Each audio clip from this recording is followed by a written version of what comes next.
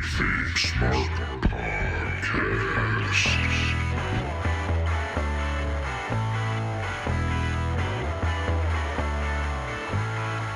Welcome to the KayFabe Smark Podcast with Eric Todd and Brian Rampa, your smart mark source for news and opinions on the world of professional wrestling.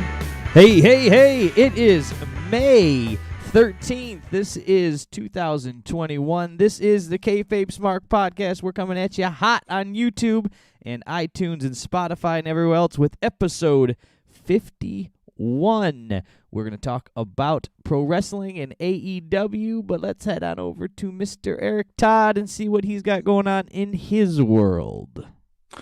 Oh, you know, same old. Just been chilling. Been checking out Dark Side of the Ring, that Brian Pillman episode. Both parts, man. Boy. That was a doozy. I watched them back to back. Yeah, I watched the entire 2 hours in one sitting, and I was blown away. What a way to start the season, man. It's going to be awesome. Yeah, Brian Pillman was I didn't realize the stuff that he did with getting released from WCW and then using that like in for real, not in storyline, and he wanted it, and just everything that he did was very crazy. Yeah, and I love the conflict where Bischoff wants to save face and be like, oh, no, it was my idea. I'm the one who wanted to give him the release and go to WWE and get more money. And then on the opposite side of the spectrum, the one guy who Pillman was like actually friends with, he's like, no, we screwed him over. It's what we planned to do the entire time. Yeah, we were playing him from beginning. You go over here, you go over there. And if he wouldn't have just, clearly, if Brian Pillman wouldn't have gotten his own way, we'd be talking about a whole different story. But just kind of got in his own way. Not even just to the things that led up to his death, but just when he got into that accident in the Humvee and then broke his ankle. And it's like he should have been, with Dogecoin to the moon, right? But Right. he got in his own way. True Brian Pillman fashion. But next week, or actually tonight as we film this, is the Nick Gage episode. Yeah, so it's Thursdays, right? They do that? Yep. So I didn't realize Nick Gage is the one that got into that hardcore match with David Arquette. Yes, David Arquette. And then I think last week I spoke on it about giving somebody a Joker smile or some shit. Yeah. That was John Moxley. Oh, so like I this guy has been like in and out. Like I guess I'm like I don't know who he is, but I think I we'll know more about it as I watch it. I'm going, oh, it was that character that was involved in that David Arquette nonsense. I remember he got that was a brutal thing that happened there. So and I'll be interested to see about Corny. That. Go ahead. Our boy Corny is up in arms. This is the one episode he refuses to watch. He said he'll only watch episodes based on professional wrestlers, not garbage fucking backyard wrestling outlaw bullshit. So, yeah, we'll see. I don't agree with Jim Cornette all the time, but I think this would be one that I can understand where he's coming from. Now, I'll still watch it because I want to understand the story of this character, but I get where Cornette's coming from. I don't necessarily hate him for his opinions on that one. So, this just sparked in my head at the moment, Brian. So, Jim Cornette was all about the New Jack episode, but this one, he's like, fuck that shit. It's garbage indie bullshit. This guy was never a wrestler, blah, blah, blah. Now, what would be I'm going to get heat for this. What's the big difference between Nick Gage and New Jack? Jim Cornette and New Jack probably have a very good odds of passing each other at a wrestling convention in the near future, and Cornette doesn't want to catch a shank to the gut. Well, Cornette and New Jack were actually friends, too. Cornette helped come up with the whole... The Gangstas. The Gangstas gimmick over in Smoky Mountain. Yeah, I think New Jack had more... I don't want to say traditional wrestling, but he comes from the idea of traditional wrestling and then just took a left turn, where this Nick Gage guy, I believe, was just like, hey, here's a light tube and a staple gun. Well, have at it. You're a pro wrestler. Yeah. I'm a pro wrestler now. I have a fucking garbage can and a staple gun. That's Congratulations. all you need. Let me teach you. What? Imagine going to pro wrestling school. Like they start teaching you how to take flat back bumps, and then you're going, so when do we learn to use the staple gun? Raising your hand in class. When do we learn to use the kendo stick? Yeah, I remember back in the day, you and I kept up on Juggalo Championship Wrestling when that was around. And one of their main guys, staples that never left the company, was Madman Pondo. Yes. And I remember seeing Pondo in the PWI top 500 wrestlers list. And I was just like, yeah, he's a star. He's a superstar. He's probably number 498 or some shit like that. But His it was buddy just probably kind wrote of the cool article. to see a fat old trash wrestler like Madman Pondo cracking the top 500. Yeah, he had a Dusty Rhodes forehead and never got paid for it, basically. Remember, ICP was always moving the decimal on his shit, paying him $1. Good old classic Madman Pondo with a stop sign. Stop! Yep. But yeah, that was it for my week, Brian. I didn't really do shit, but there was some news going on. There was Are you ready news? for some news? I'm ready for some news. From Eric's computer, around the world. From Eric's computer to his notes to our ears. It's the news. From Holly, Michigan to Watttown. Don't be lake tripping. So yeah, it appears that there's a television show in the works that's going to be revolving around Vince McMahon. It's headed up by a filmmaker studio. Filmmaker Studio is the name of the fucking studio, I guess. And they're casting for a new show, which has a working title of No Chance: The Vince McMahon Story and the Rise of the New Wrestling World Order. And it's supposed to be like a review retrospective and not specifically a movie. And whoever Joseph Kruger is, I'll have to Google that guy. He's going to be the one directing it. It's Freddie's nephew. It's Joseph Kruger's, Freddy Krueger's nephew. Yeah, but we're seeing a little more events. He's got Madman Pondo's forehead as a face. Yeah. We're starting to see Vince open up a little more. Vince used to be pretty closed off as far as letting people inside his bubble to film him and things like that. And it seems like more and more he's opening up, and be kind of a cool experience to maybe get some inside stuff that we never knew about Vince. He's been in the business 1.5 years, so.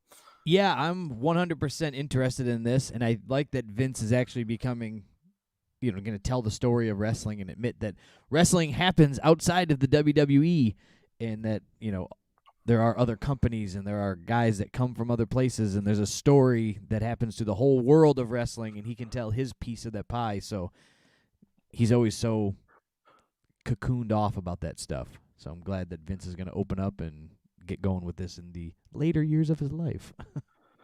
Yeah, so that'll be something to definitely keep an eye out for. I'm excited about that. Our boy Tommy Dreamer got a little greedy. Tommy Dreamer has this bucket list. He wants to wrestle in all 50 states, and he was missing one state, Brian. Alaska? He was missing Alaska. I was going to guess Alaska or Hawaii, but I figured Alaska. He's probably been to Hawaii, but Alaska. So he's wanting to wrestle in Alaska. He proceeds to go to Alaska, and as he's taking pictures with fans, and basically none of the fans are wearing COVID masks, he realizes he probably made a mistake. And he did indeed make a mistake, Brian, because he caught the COVID. And for over 3 weeks, he said it's the worst sickness he's ever had in his entire life. Throbbing headache for 17 days straight. He had a high fever of, he said, like between 101 and 107 for about 5 days straight. And every day had sweats and chills so bad that he had to change his sheets every single day. Good golly, Miss Molly. Well, that's terrible. I hope that he comes out clean from this. And for the most part, anyone close to me who caught the COVID, they're like, yeah, I felt like I had the flu for a couple days and I couldn't taste or smell anything. Yeah, it's just a wacky virus. You never know what's going to hit people with. I got my second shot for my vaccine, and I was up and rip-roaring, ready to go to work the next day. Then you hear other people that were locked up for 48 hours with flu-like symptoms. So you never know, man. This shit's crazy.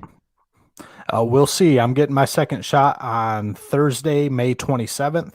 So fingers are halfway crossed that I get really sick. That way I get a 4-day weekend for my day job instead of a 3-day. But we shall see. We shall see. Yeah, you want to squeeze an extra day out of there if you can, right? Hey, I think I'm not feeling well. I'm going to stay home. Yeah, got a little sickness going on.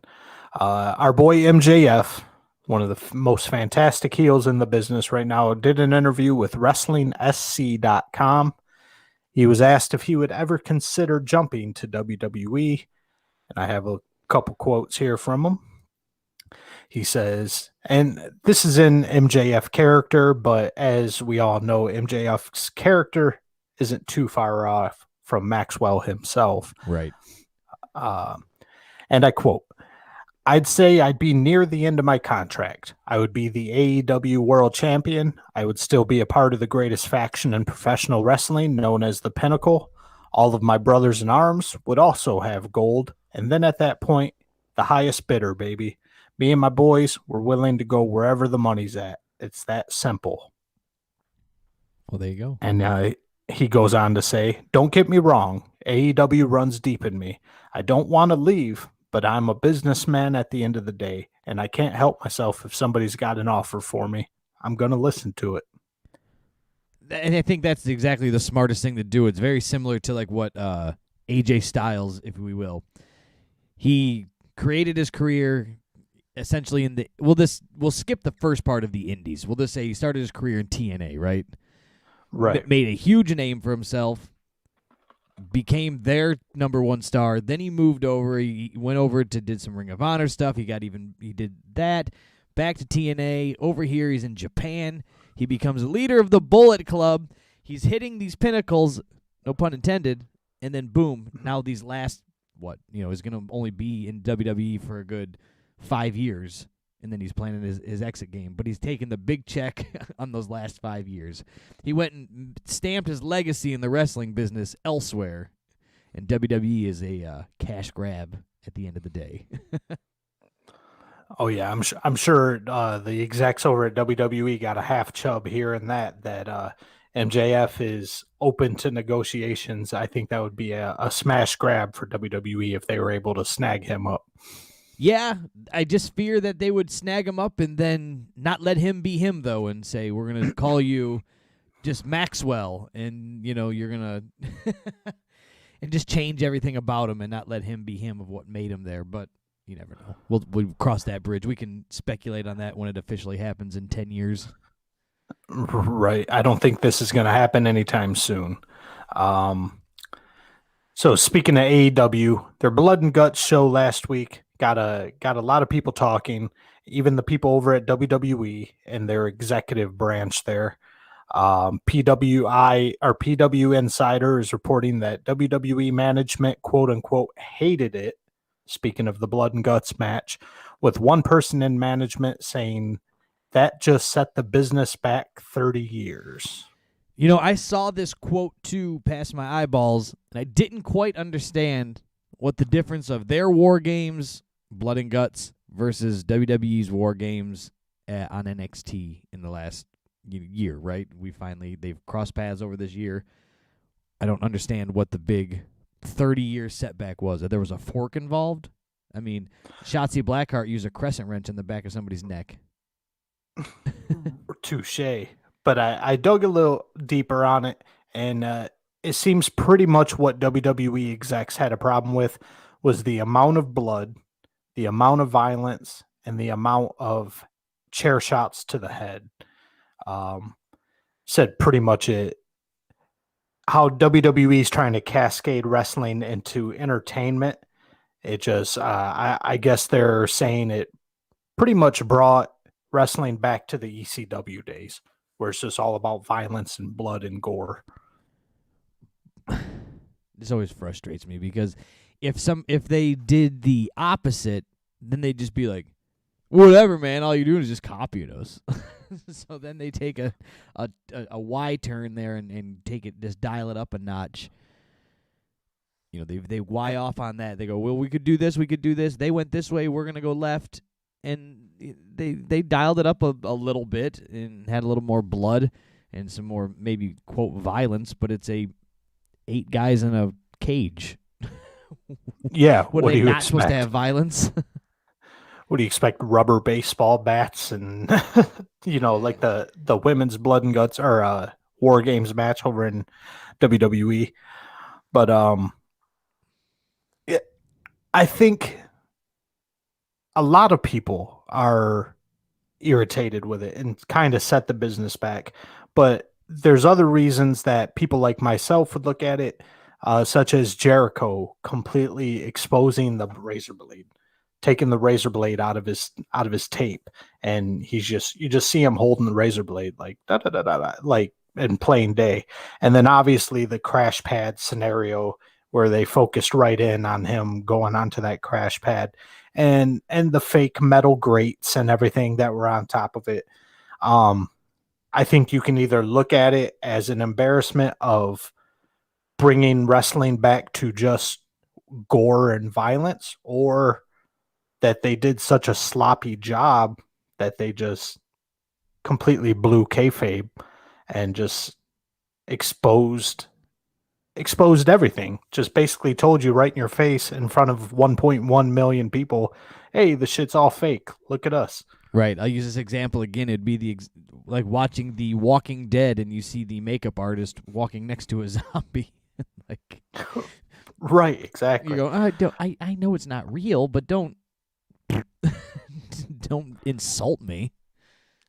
Or watching a zombie kill off Rick Grimes or whatever, and then you can see him walk off set and grab a slice of pizza and a Coke from catering. That's what I'm like. That's where I'm more with you on what was crappy about it, not the fact that they took some chair shots and that there was too much blood. I didn't care about that. Right. That didn't bother me. So to each his own on that situation. Becky Lynch has reportedly signed a new contract with WWE. Becky Lynch hasn't been on WWE television since April of 2020, so it's been over a year, about 13 months at this point. And Becky Lynch has quietly, in quotes, signed a new contract. Her last contract that she signed in 2019 was worth $1 million per year, so it's only speculatory at this point of how much this contract can be. I'm gonna assume it's gonna be $1 million or more per year. I would assume, at least the same, right? I doubt she's leaving and coming back or not, stay around for less money. But just, I guess it depends on the travel and everything else. So maybe she takes less money for less work. I don't know. So, but either way, she's probably doing what we call all right. Yeah, I'm sure her and Mr. Rollins, Mr. Monday Night or whatever, I'm sure they're doing okay in the financial department. But you make a very good point there. She might take a little less money for a lighter schedule. After all, they do have a baby.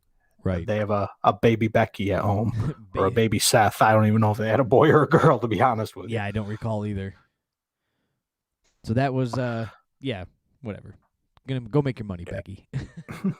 And back to AEW and their blood and guts controversy. Chris Jericho had a chance to respond. Like I said, shit flying all over the internet, trashing the blood and guts show, and especially trashing that ending segment. Chris Jericho responded, it was a super long quote. I just pick and chose a few quotes out of it.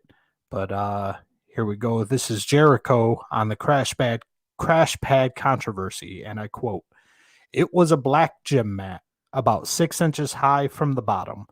And it was a bunch of cardboard boxes, just empty cardboard boxes. That's what professional stuntmen fall on. And we had a stuntman there. I've seen a few people bagging on it about it being a crash pad. It was no crash pad. It was a cardboard box. I don't give a shit if it was a crash pad. You just go for it. It felt great. Obviously, it hurt, but I could move my arms and legs, and I wasn't dead. The crowd went completely silent, and I just laid there until they took me away on a stretcher, and the people started clapping. Out of the 1.3 million who watched, if 3,000 people didn't like it, that's a very small percentage. Most people thought it was crazy, and I got great feedback.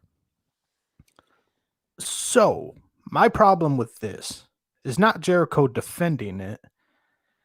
It's Jericho exposing the entire thing within 1 week of it happening.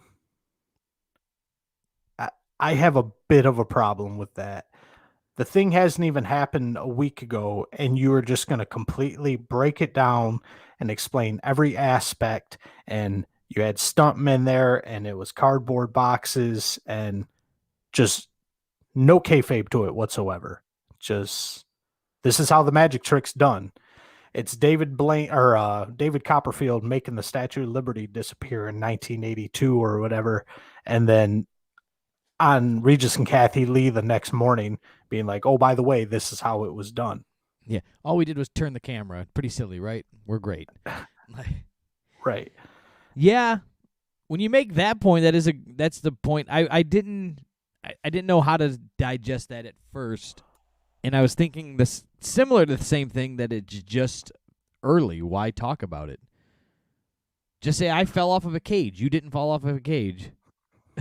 We were prepared for anything. He could have sold we were prepared for anything. There was mats and stuff to catch people from falling off the cage. We were prepared for that, and he could have just moved on. Yeah, I agree. Something similar to the fizzle out exploding ring that we had for Kenny Omega and John Moxley there. Even though it was shittily done, they at least tried to keep it in storyline. Right. And they didn't, Kenny Omega made the plans with crayons and all that, whatever. They at least tried to keep it going, where Jericho just completely breaks down the magic trick. It's a lot different story than us listening to a podcast or watching a TV show and they explain the Undertaker Mankind thing from 1998 or something like that. That was a long time ago, and now it's okay. We've seen the trick a million times. We want to know what's behind it. But literally within a week of doing probably the biggest stunt that's happened on AEW so far, we're just going to go ahead and expose every single aspect of it. It's hard saying this about Chris Jericho because he's been in the business 30 years, but I just find it to be completely unprofessional. So what I'm going to make, the story I'm making up in my head is that he's been shackled so long through WWE and everything that you say, in an interview. If you get an interview, it goes through probably, I'm going to assume WWE publicists. They get a hold of the interview. You react to that first. They see how you answer the questions. Then it gets published. And now there's no filter between Chris Irvine and Chris Jericho, where he can just say what he wants as a man, and that doesn't, but he doesn't take into consideration is that it reflects on him as a performer as well. So he's not staying in Chris Jericho character all the time anymore. And that's coming to bite him a little bit. Unfortunately, it's not a good thing. I'm just saying I think that's where he's getting lost in who he is and when he's who. Who am I now? Yeah. Am I Chris Jericho? Am I Chris Jericho the wrestler? Am I Chris Jericho of Fozzy? Am I Chris Jericho the podcast host? And there should almost be 3 versions of it, but there's not. There's just Chris Jericho. And that's good and bad. I think it comes back to hurt you in these type of situations. It's just kind of weird with Chris Jericho in general.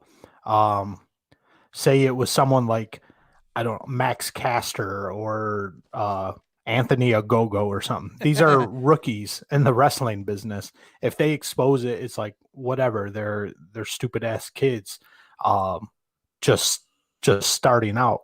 Jericho comes from an old school lineage of wrestlers where the number one rule was don't expose the business, and how he's come from under no circumstances never expose the business to just completely expose the business, every aspect of it as fast as you can. That's an insane turnaround. There's no in between, no gray area. Yeah. The internet too is, you've heard of this internet thing. These guys get on the internet and talk about wrestling. There's some strange fellas, but the information moves so fast now, right? In these things, so he's trying to pull a Cheddar Bob from 8 Mile and shoot himself in the foot and be done with the situation and put it behind him. And trying to pull an Eminem and say, "Yeah, my boy Cheddar Bob shot himself," and then okay, we can't talk about that no more. So he's trying to end the diss track before people get a hold of it. But I don't know. I think he should just play into it and just be that and just move on. Threw me off a cage. You want me to throw you off a cage and call them all marks and idiots? And there you go. You could have left it at that, but yeah, I don't know. I just don't get it with Jericho, man. He is he jumped that gun really quick, but I think it probably just comes down to, I'm not going to rant on it for too long here, but I also think Chris Jericho gets butt hurt pretty easily. If we remember his little squabble with Sebastian Bach over Twitter, like things got heated real quick. So I think when Jericho hears something where he's getting shit on or one of his ideas getting shit on, he has to immediately defend himself and the idea and just has soft feelings. Yeah, I think he also made it into the WWE's inner circle, and he was able to have direct contact with Vince and get ideas passed and make them part of main events and storylines. And so then they got put through the WWE machine and made to be great, right? Let's take this Jericho. So then at the end of the day, Jericho's going, Money in the Bank was my idea. Well, was it? Your idea was to have a brief, have a ladder match where the winner gets a title shot, but it became Money in the Bank. Right. But now he gets to walk around and say he invented Money in the Bank. Exactly. And now all the chains are off, and AEW gets to invent whatever he wants. There's 1,000 cooks in the kitchen, and nobody says no to him. And when somebody does disagree on the internet, he goes, "Oh, my ideas are great." Spoiled only Chris child Jericho. syndrome. Spoiler alert here.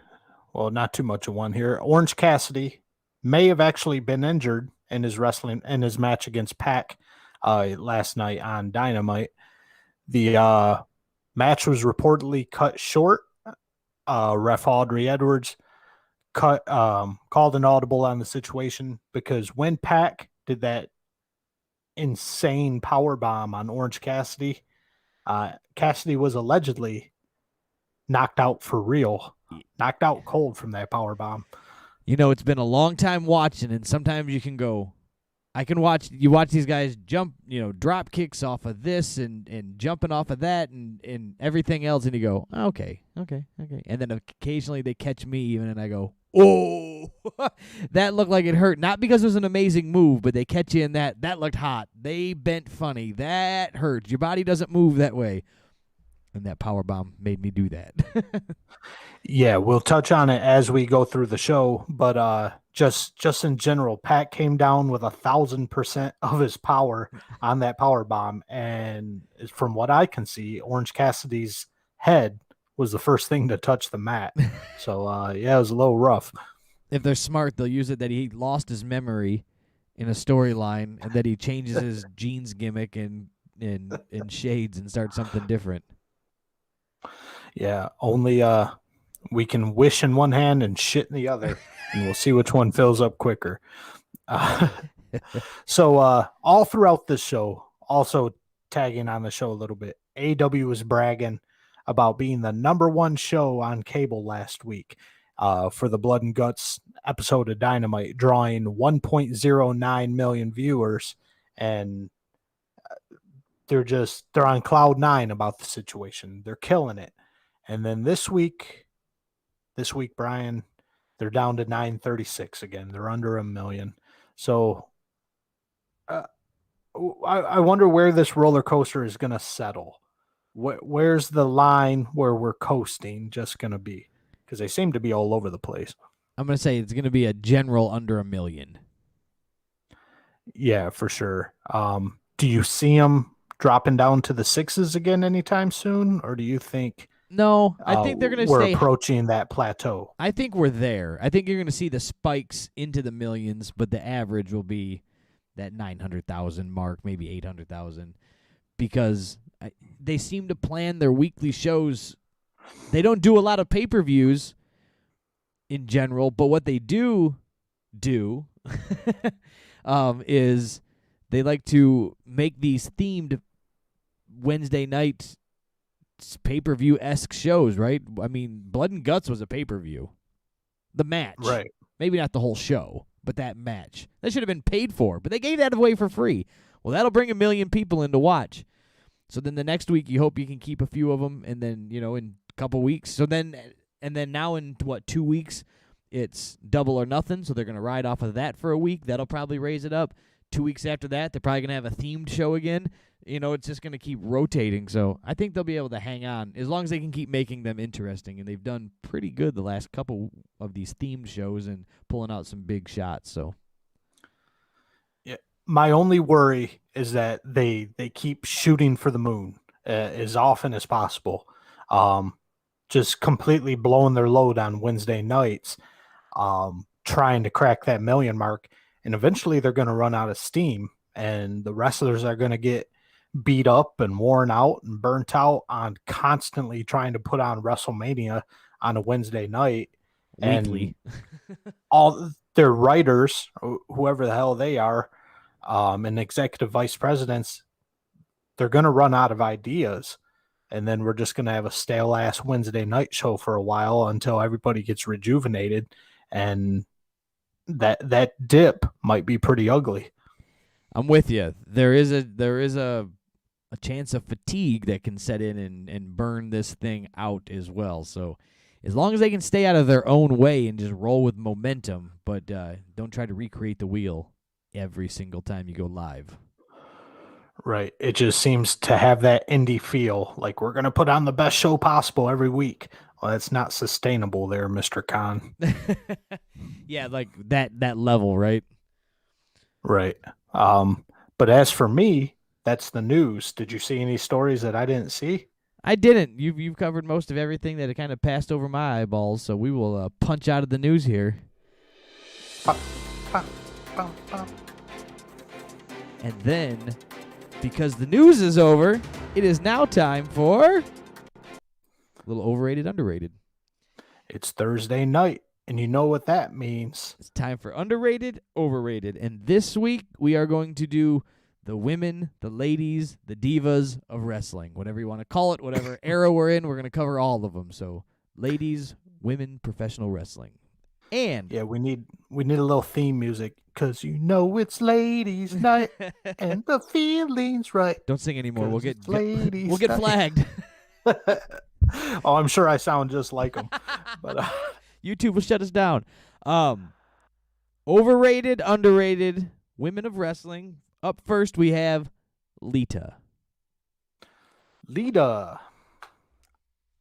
I believe Lita was overrated. I think just because she was kind of one of the first women to get that Jeff Hardy style about her and her wrestling, that she was put up on a pedestal, but I didn't really see her as being anything that special, to be honest. Yeah, she fit a mold and a look and ran with it. She wore those baggy rave pants and jumped off high things and wore a sports bra and had pink hair. Had her panties above her pants.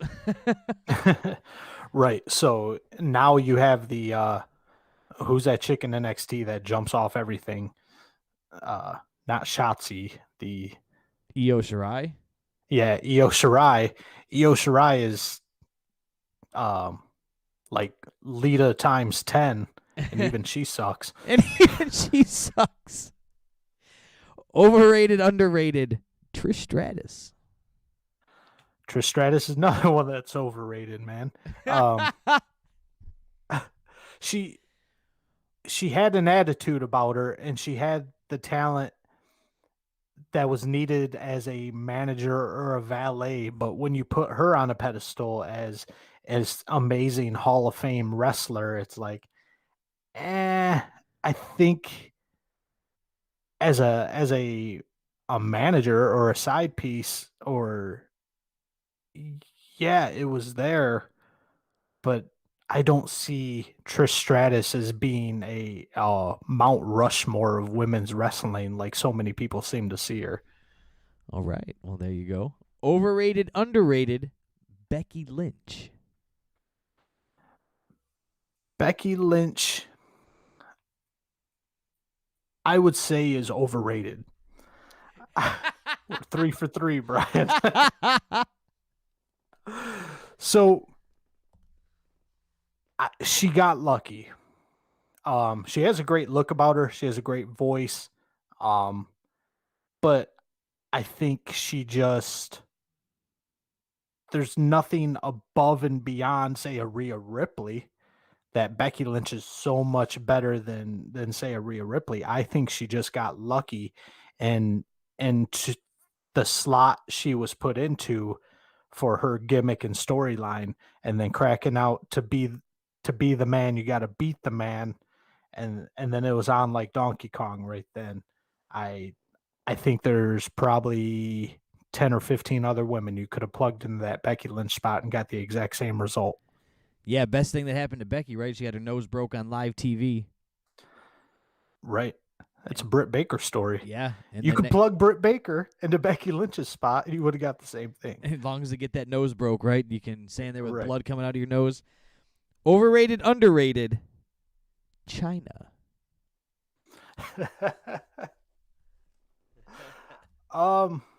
China fucking stunk. She is the most overrated female wrestler of all time. I don't think there's one male wrestler out there that enjoyed working with her. She was a draw because she was a freak show pretty much, and pretty much the only male that didn't mind getting on the ground and rolling around with her was X-Pac. And that's because they made $1 million on that video. All right, now I'm going to tee up a couple softballs for you here. Overrated, underrated, Rhea Ripley. Completely underrated, Rhea Ripley.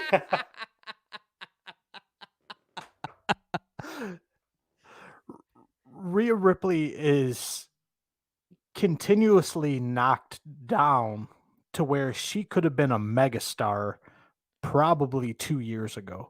But you see her in the ring, the intensity, the smoothness, the power.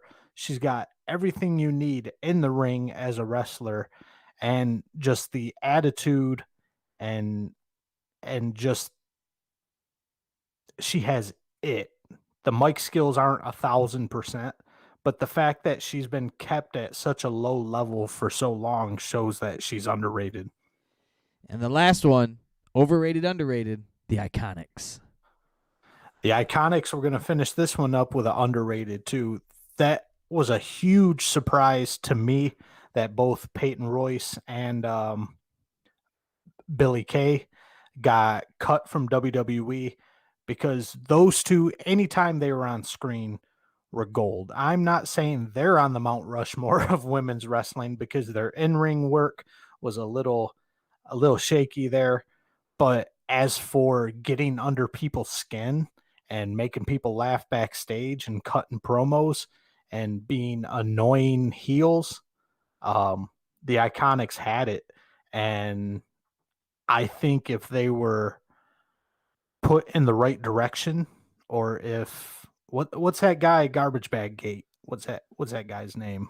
They got fired. You know who I'm talking about. The reason the Iconics got let go is because of that guy, the guy who got fired for Garbage Bag Gate. When he was in charge of talent relations, he just didn't get them as a gimmick. So that's why they were put on the chopping block. But you look in the internet wrestling community, the Iconics are one of the top tag teams as far as entertainment purposes, at least. Well, there you go. Overrated, underrated, female ladies, divas, pro women of wrestling edition. There you go. And we will move on now and tear apart AEW and see what happened this week. So AEW, they went back to their to what they do best, it seems, is putting a hot match on first and getting you drawn right in. Not sure how many people out there actually know who the fuck Yuji Nagata is. I was one of the many, I'm assuming, who had no idea who he was.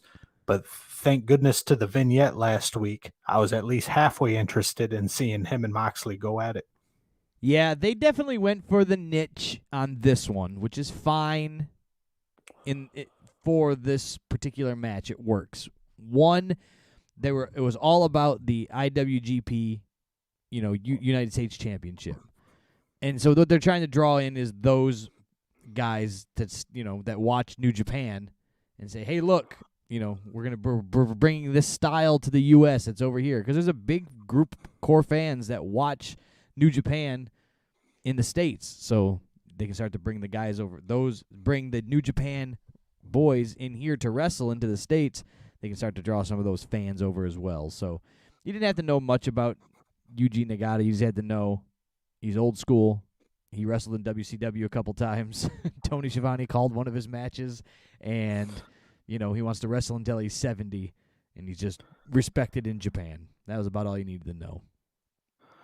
Yeah, and it ended up working. Like I said before, after that vignette, I was at least halfway excited to see this match. I know people who pay attention to New Japan were extremely excited to see this match, and this match didn't disappoint. First things first, though, Tony Khan apparently bought the rights to Wild Thing by the Trogs, and this is John Moxley's new theme song. And this is something about Tony Khan and AEW that I do like. The songs he's bought the rights for, I don't think have been the perfect songs for the competitors that are coming out, but it's something that was the norm back in the 70s and 80s. Junkyard Dog, for instance, used to come out to Another One Bites the Dust by Queen. The Road Warriors used to come out to Iron Man by Black Sabbath. Well, then WWE kind of nixed all that, as well as the music industry wanting to get their royalties. And that's when Jim Johnston came in, put a ton of work into themes for wrestlers, and hit a home run more times than not, just specifically with Stone Cold Steve Austin and DX. But then Jim Johnston, A, he got released, and B, I'm not sure if WWE was really putting the focus on that. Just seems like themes are pretty generic now. They just seem to be like a generic rap beat or a generic metal beat, and that's someone's theme music now. So I like that we're going back, that we can actually have licensed music from real artists that will have a better chance of fitting the wrestler or wrestlers that are coming out. Yes. I thought it was weird because there was no lead into it. There was nothing that happened. Jim Ross makes a comment after he's in the ring and says, "Was that the Trogs?" And that was it. They didn't bring in... I was like, why are we here? Why is he coming out to Wild Thing? They didn't introduce it as a new song or something.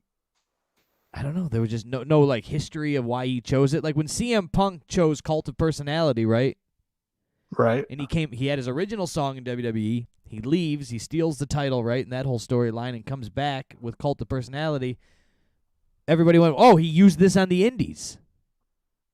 He reached back into his bag of tricks. So that's all you had to say. So what?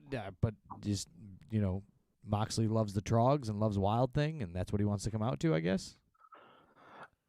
Right. That whole thing struck me as odd, too. Jim Ross just going, "Was that the Trogs?" No other mention of it. No on-screen graphic showing the song or anything around that. I don't know if they wanted to take focus off Moxley, but it ended up kind of confusing the entrance because it took the focus off John Moxley. You're going, why is he doing this? Right. Put a lot of the focus on what is the song or which version is this? Why is he coming out to it? I think they something simple could have just drew the line. This is what it is. This is Moxley's new theme song, and bam, go out there, do your thing. I thought maybe because this was a title for the a title match for the IWGP United States Championship. I'm like, maybe he came out to this in New Japan and was like, screw it, I'll come out to it here. And I was like, whatever. It's maybe because it's not a quote AEW match, it's a New Japan match, that they're just gonna use different music to separate it. I didn't know what was happening. I just went, we've been AEW'd and we've moved on. Right. Don't try and make sense out of something that's on between 8 and 10 o'clock on a Wednesday night on TNT. It's just not going to happen. But this thing here, so my first thought is, what the hell is this? Because Nagata doesn't look his age. I didn't know he was 53 till way later on in the match. But we're starting off this match with just back and forth, a bunch of fake ass weak forearms. And I'm just like, these guys are supposed to be tough. This is supposed to be like strong style, New Japan shit. And we're hitting each other with these weak ass forearms. And now that I know that Yuji Nagata is 53 years old, I kind of get it now. he had to pace himself out there and warm up to getting into a fight. And then our boy Excrement, aka Excalibur, at what point is he just making shit up? Because Yuji Nagata hit a simple ass knee lift. Moxley comes off the ropes. Nagata hits him in the tummy with a knee. Moxley flips over it. In my world, that's a knee lift, but Excrement, that's the kitchen sink, Brian. Hits him with the kitchen sink. Have you heard that term before? You've watched some Japanese wrestling. You've watched the indie shit. Has anyone ever been hit with the kitchen sink, which in reality is a knee to the tummy? No, I've never heard. He's hit him with the kitchen sink. I've never heard that, and I'd prefer to never hear it again. Yeah.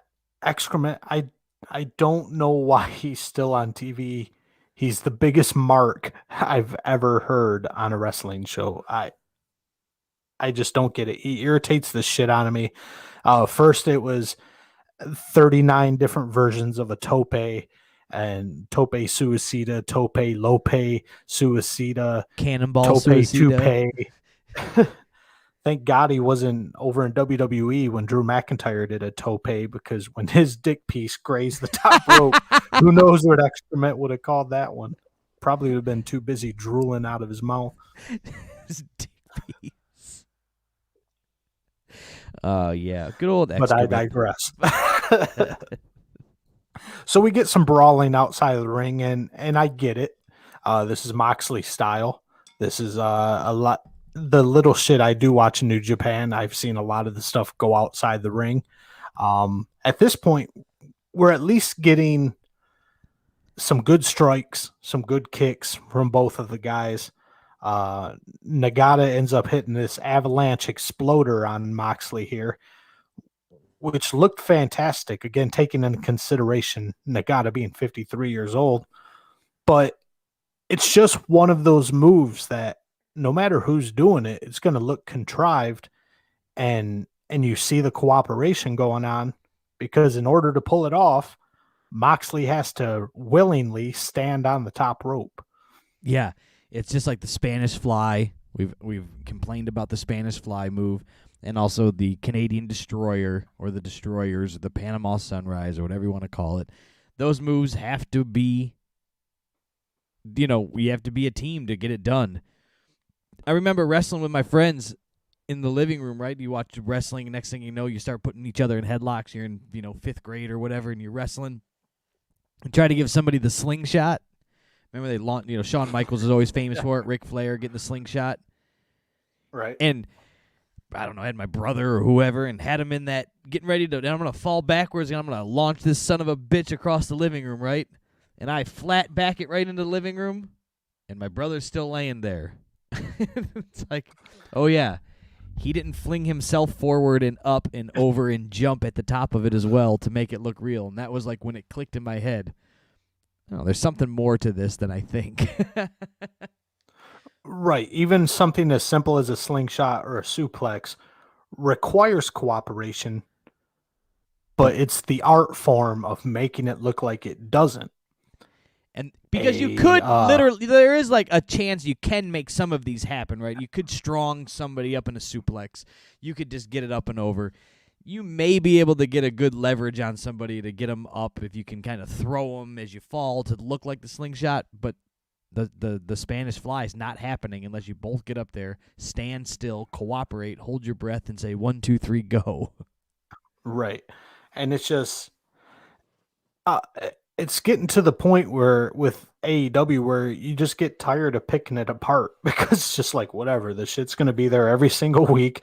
They're all doing cooperative stunts, and how much can you pick it apart? But it's in this match in particular, it was just unnecessary. These two could have had a good match, just doing a brawling style match with limited wrestling moves that would benefit both Moxley and Nagata here. But so just the Avalanche Exploder was just unnecessary, and it kind of takes you out of the moment. Right. Those moves just need to be done fast for me to buy into them because like next thing you know, they're up the top of the ropes, they're off the top of the ropes. You go, holy shit. But when you see him up there fiddle farting around, getting situated, no, you stand over here. That's when you lose interest. Right. Moxley ended up getting color in this match, and as far as I could tell, it was the hard way because there was no reason for him to blade himself at any point in this match. So he got busted open, and yeah, we're starting off early with the blood. Right. I thought it was, I mean, anytime Moxley bleeds, it just kind of makes sense. So you just roll with it, going whether it needed it or just happened one way or another. You just go, well, it makes sense. He's crazy like that. Yeah, and then Moxley, we get a little more brawling in this match. A lot of kicks from Nagata. I believe it was Tony Schiavone who let us know that he's known for his kicks, and he accentuated that. But Moxley hits this really odd paradigm shift. Paradigm shift, as far as I can remember, I think I've seen it done a few times, is a double arm DDT. Right. This was a double arm suplex. Yeah, it's what he used in New Japan for a minute. So I think he okay, so that's how he did it normally in New Japan? Yeah, and they had a different name for it too in New Japan. And while we're chatting here, I'll see if I can look that up real quick. Yeah, but it that was where our boy Excrement could have came into play and actually said something worth saying. He could have had that pulled up on his iPhone, or actually we're talking about Excalibur here, his Android, and with the green text bubbles, and he could have had that pulled up on the Google machine of what Moxley called his paradigm shift over in New Japan, because in AEW in America, folks, that was not a paradigm shift. That was a double arm suplex. Yeah, that was and I'll find it here in a second. But yeah, that was why they did it, of what that came from. And overall, it was a pretty simple match. There wasn't anything too complicated besides that avalanche slam earlier. And even with Nagata being 53 years old, this was a more realistic wrestling match than probably 80% of the other matches that we see on a normal AEW show. The finishing move is called the Death Rider. That's what he calls it. Why not call it the Death Rider there, Excalibur? Yeah, and it was actually a move from, like I said, that was his New Japan reasonings. But anyways, yes. And this match was very, they utilized that New Japan strong style eventually mixed with that American style of AEW style. But I thought it worked out great. This was they hid the fact that he is 55 or 53 or whatever it is he is, and Yuji Nagata can still move, but he needs some time, right? So you got to buy into it. So Moxley sold that he was still strong and powerful, by doing that, it gave Nagata time to look strong and powerful and move in the ring in a way that made sense, and it wasn't just slow. Like, Moxley wasn't ahead of the spot, is what I'm getting at, where he's like, okay, I'll go stand over here and wait for him. The moves were kicks, punches, elbows, standard shit that can knock you around. Right. It worked out pretty well, and I would say that was a pretty decent way to start this show off. After that, we're getting a rundown of tonight's matches, and just something stuck out to me like a sore thumb. So we're talking about Darby Allin taking on Miro in the main event tonight.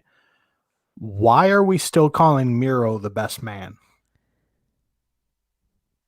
He's the best man in the business.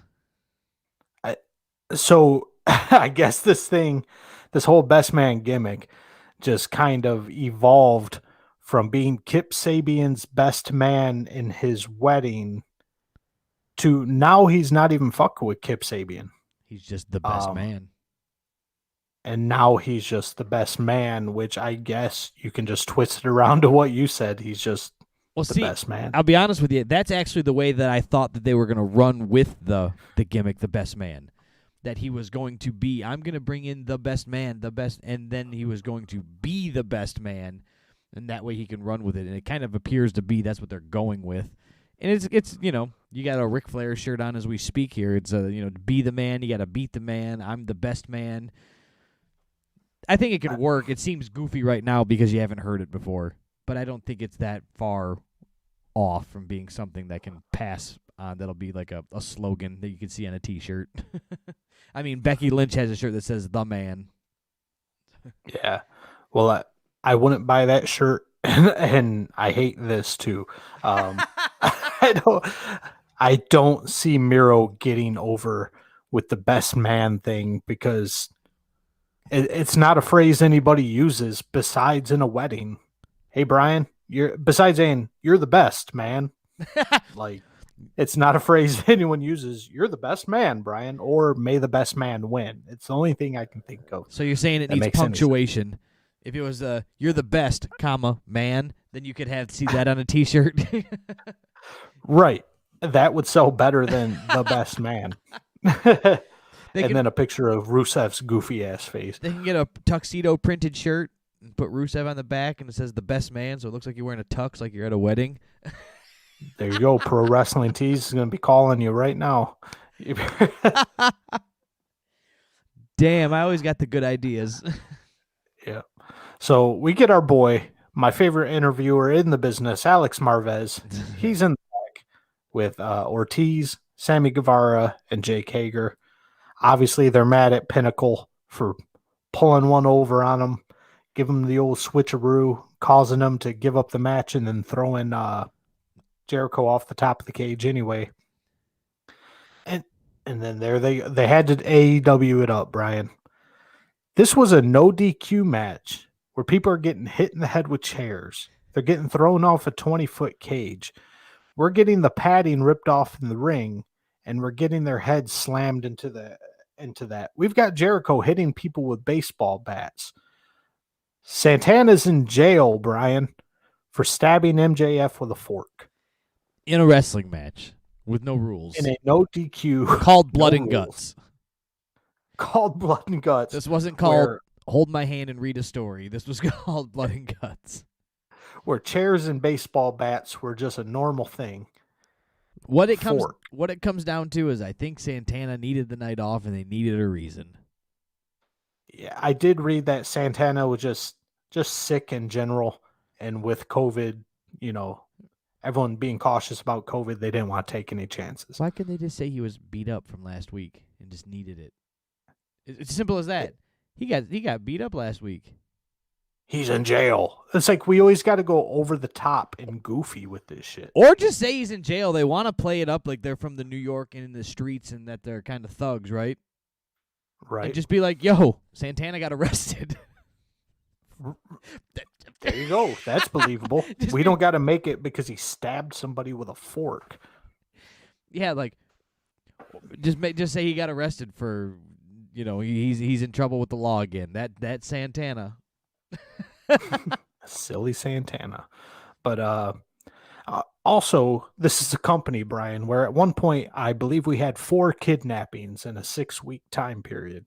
So baseball bats, chairs to the head, attempted murder, throwing somebody off of the top of a cage, and kidnapping. Don't That's forget, all above board. don't forget, we still have a missing person. We still haven't filed a missing person for Shaq yet. He has disappeared from an ambulance live on yeah. TV. So, yeah, all that is above board and all perfectly fine. But you bring a eating utensil into the ring, shit's done. You're getting put in the clink. Don't bring that to a hardcore match. Get caught looking stupid and go to jail. Christ MJF almighty. threw a guy off the roof. No big deal. Oh, yeah, he's got a Burberry scarf, Brian. He's a rich white man. He gets away with whatever he wants to do. Sean Spears was causing concussions with his own custom chair. Chris Jericho taking Floyd and just wreaking havoc amongst everybody. But That's fine. not a fork. Go fork yourself. Damn fork.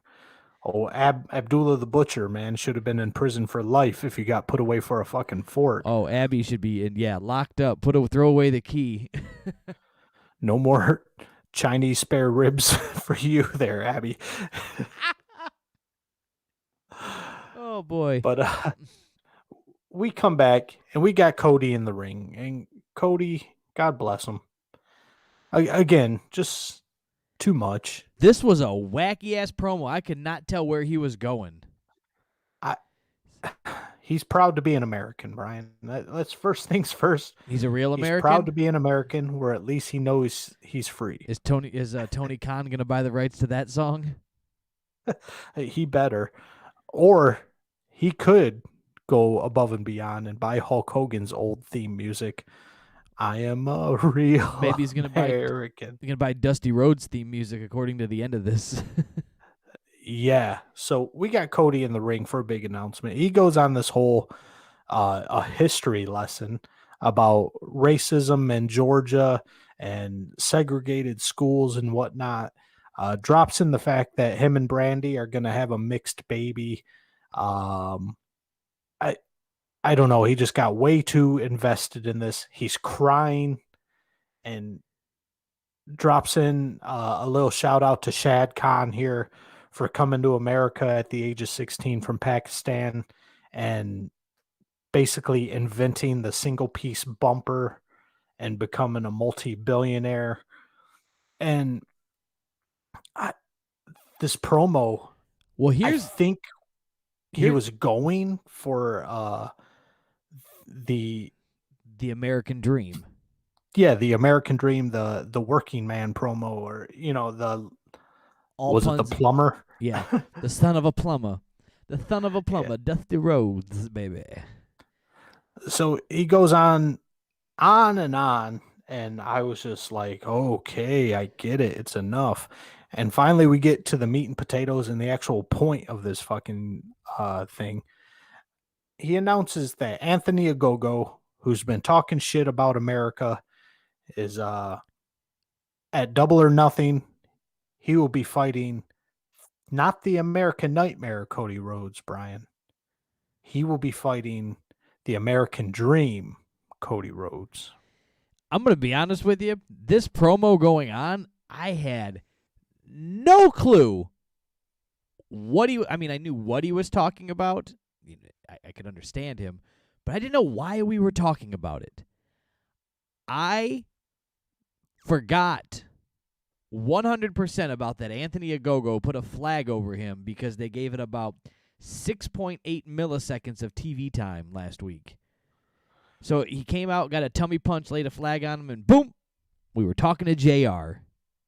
Where JR buried the whole angle and said that the last guy that put a flag over somebody, boy, they paid the price. So I forgot all about it, so I'm going, what are we where are we going with this? Why are we talking about this randomness? And then he brought it all back to Anthony Ogogo, and I go, oh, that's right, he's from England or something. I did not see that where we were going with this. It had me confused. And and just a couple more things. You and I have been watching this show every Wednesday night. When are these Anthony Agogo rants about how much America sucks? When and where are those happening? Well, you know what? That was my next comment, is that I didn't see any of that. Again, I got to tune in that AEW Dark, because evidently there's a whole lot of stuff happening on AEW Dark because, or Elevation or Evolution or whatever they call it. I mean, I follow AEW on Instagram. I follow their Facebook feed, and I think they have a TikTok account too. And I didn't see them pushing any of those promos out through any of those channels. So unless I'm supposed to go find Anthony Agogo and his social platforms, I'm following AEW, so repost it. I don't know where this happened. Right. So we get this big over the top emotional promo about Anthony Agogo trashing America and how much you're proud to be an American. But we haven't seen anything from Anthony Agogo trashing America. It's a one-sided feud here. And then just the other thing, why on earth are we taking an executive VP, probably the number 2 or 3 guy in the company?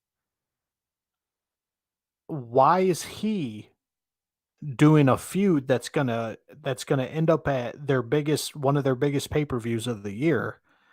Why is he taking a guy who's just a flunky from the Nightmare Factory, who split off with QT Marshall, and hasn't really had shit under his belt? He's a rookie. He's green as pig shit, and Cody Rhodes is going to feud with him at a major pay-per-view.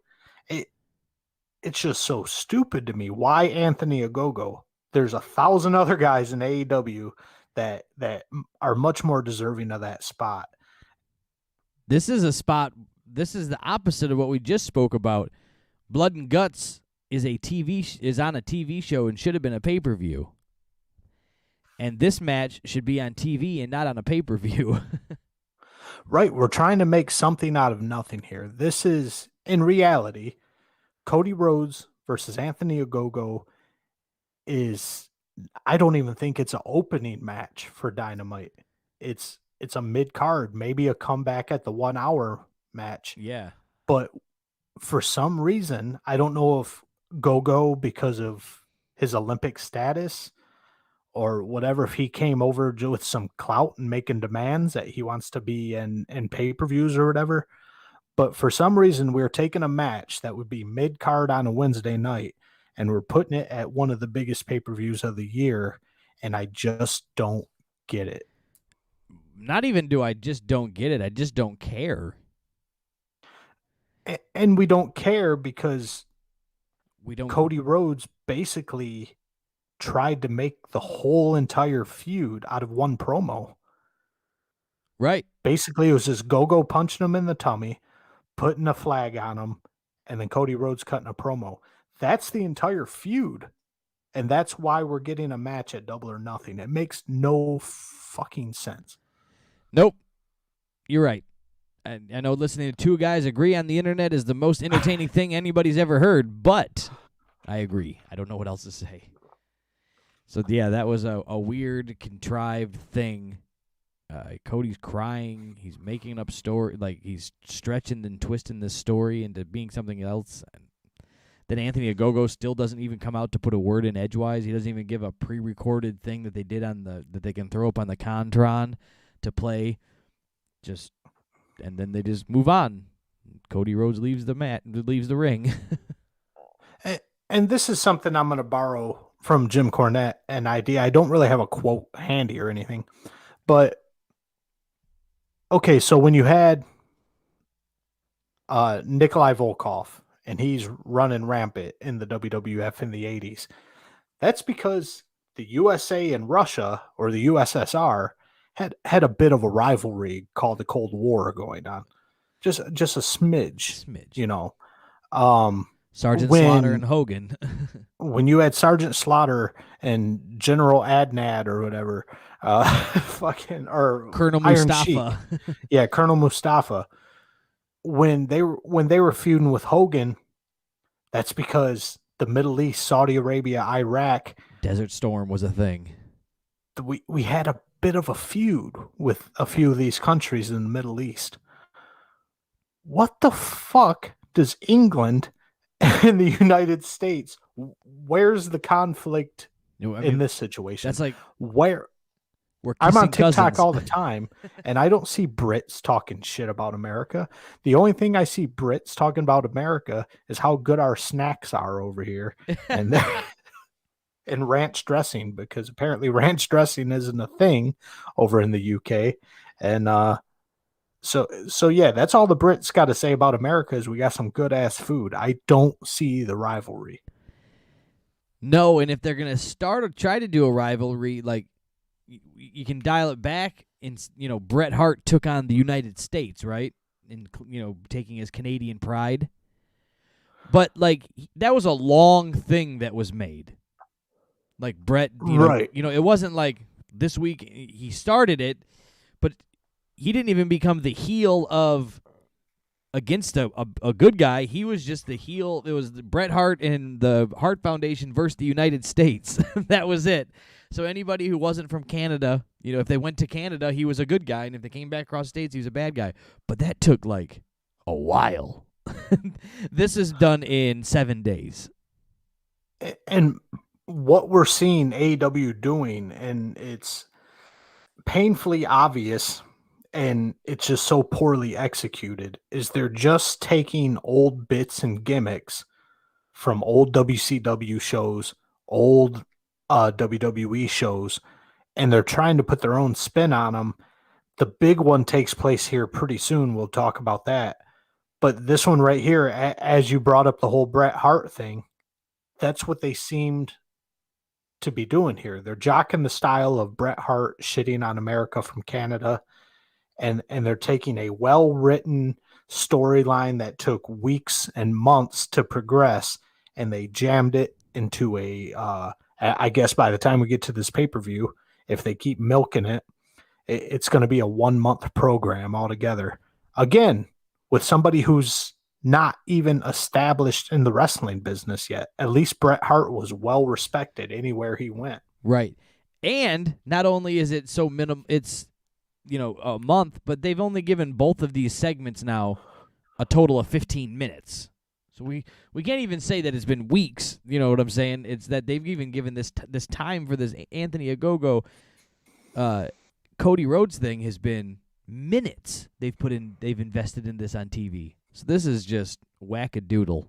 I'm not excited for the match and could care less. Hopefully it's on like the pre-show for free on YouTube to draw people in. Yeah, the magic of professional wrestling is two things. Simulating violence without making it look fake is the art form. And the magic is making people care. And if there's anyone out there who genuinely cares to see Cody Rhodes and Anthony Gogo go at it, I'd be very surprised. It would flip my wig. I'd like to see him go away, and we'll move on to the next segment. Moving on to the next segment, we've got a promo backstage with SCU. We get a pretty cool montage of some old photos. SCU used to be best buds with the Young Bucks here. They used to ride together. They used to rent vans together and tour around the indie scene. And now the Young Bucks are acting like a couple of assholes. And SCU are putting it all on the line. They've got everything to win, or everything to gain, and also everything to lose, because we're reminded once again, next time SCU loses, their tag team is kaput. Done. Finito. And then I thought this match we're leading into, the Young Bucks taking on SCU. I wasn't disappointed because I got Young Bucks versus SCU. All right, Brian. I'll defend that as we move on in my statement. I'm taking a huge step here, and I'm going to say something very positive about the Young Bucks. This match may have been the best Young Bucks match I've ever seen. It would be rivaled by their match with FTR, but SCU just brought out the absolute best in the Young Bucks. And as smarmy, cocky asshole heels, the Young Bucks, they annoy the piss out of me. So they're doing their job as heels, but SCU are so on point, and their synergy and the chemistry between Christopher Daniels and Kaz is just so smooth.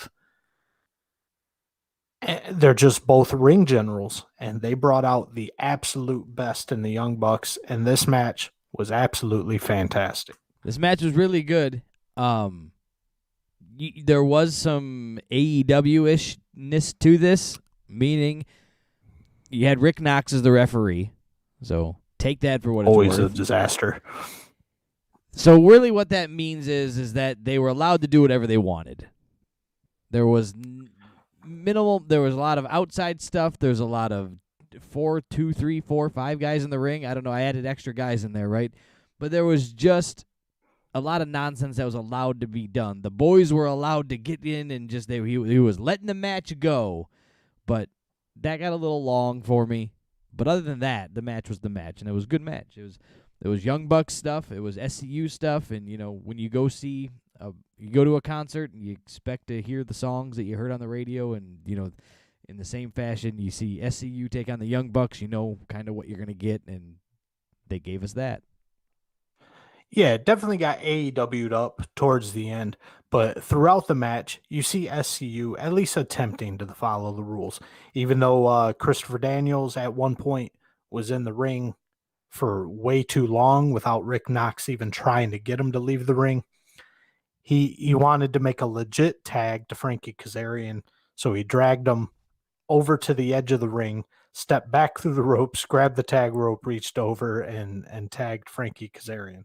So SCU are just traditionalists at heart, and they put on their performance, and it kind of disguised the contrived AEW esque things that happen in this match. Agreed. Now, go ahead. what do you think of Christopher Daniels getting color? Did he drink a pint of vodka before this match? He's on blood thinners. Remember, he's pretty old. Man, he took a ring post spot and obviously bladed himself, and he's just laying in a puddle of blood. And yeah, he hit himself just right, or either that or his blood was pumping, or maybe he took a shot before the match. I'm not sure, but yes, there was a lot of blood. yeah, he might have had New Jack come over and blade him, but it looked like a freaking massacre.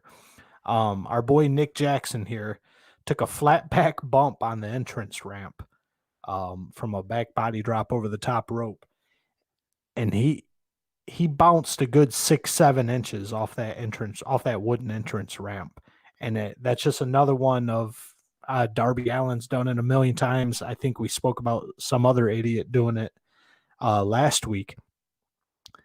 Taking flat back bumps on a wooden surface on a free show on a Wednesday night that in a month from now nobody's ever going to talk about.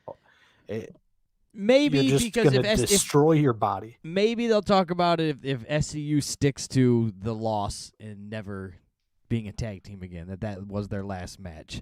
So that could go down in some type of minuscule record book. Right, good point there. But I just thought that was an unnecessary bump, and I'm not fans of the Young Bucks, but I don't want to see them being paralyzed just for a Wednesday night show. Correct. So yeah. Nice little shout out to AJ Styles here with Frankie hitting the Styles Clash on Buck Hogan here for a 2 count. And they even called it the Styles Clash. Yeah, they were not shy about that at all. Excrement didn't have some name, the inverted flip on the pancake face move.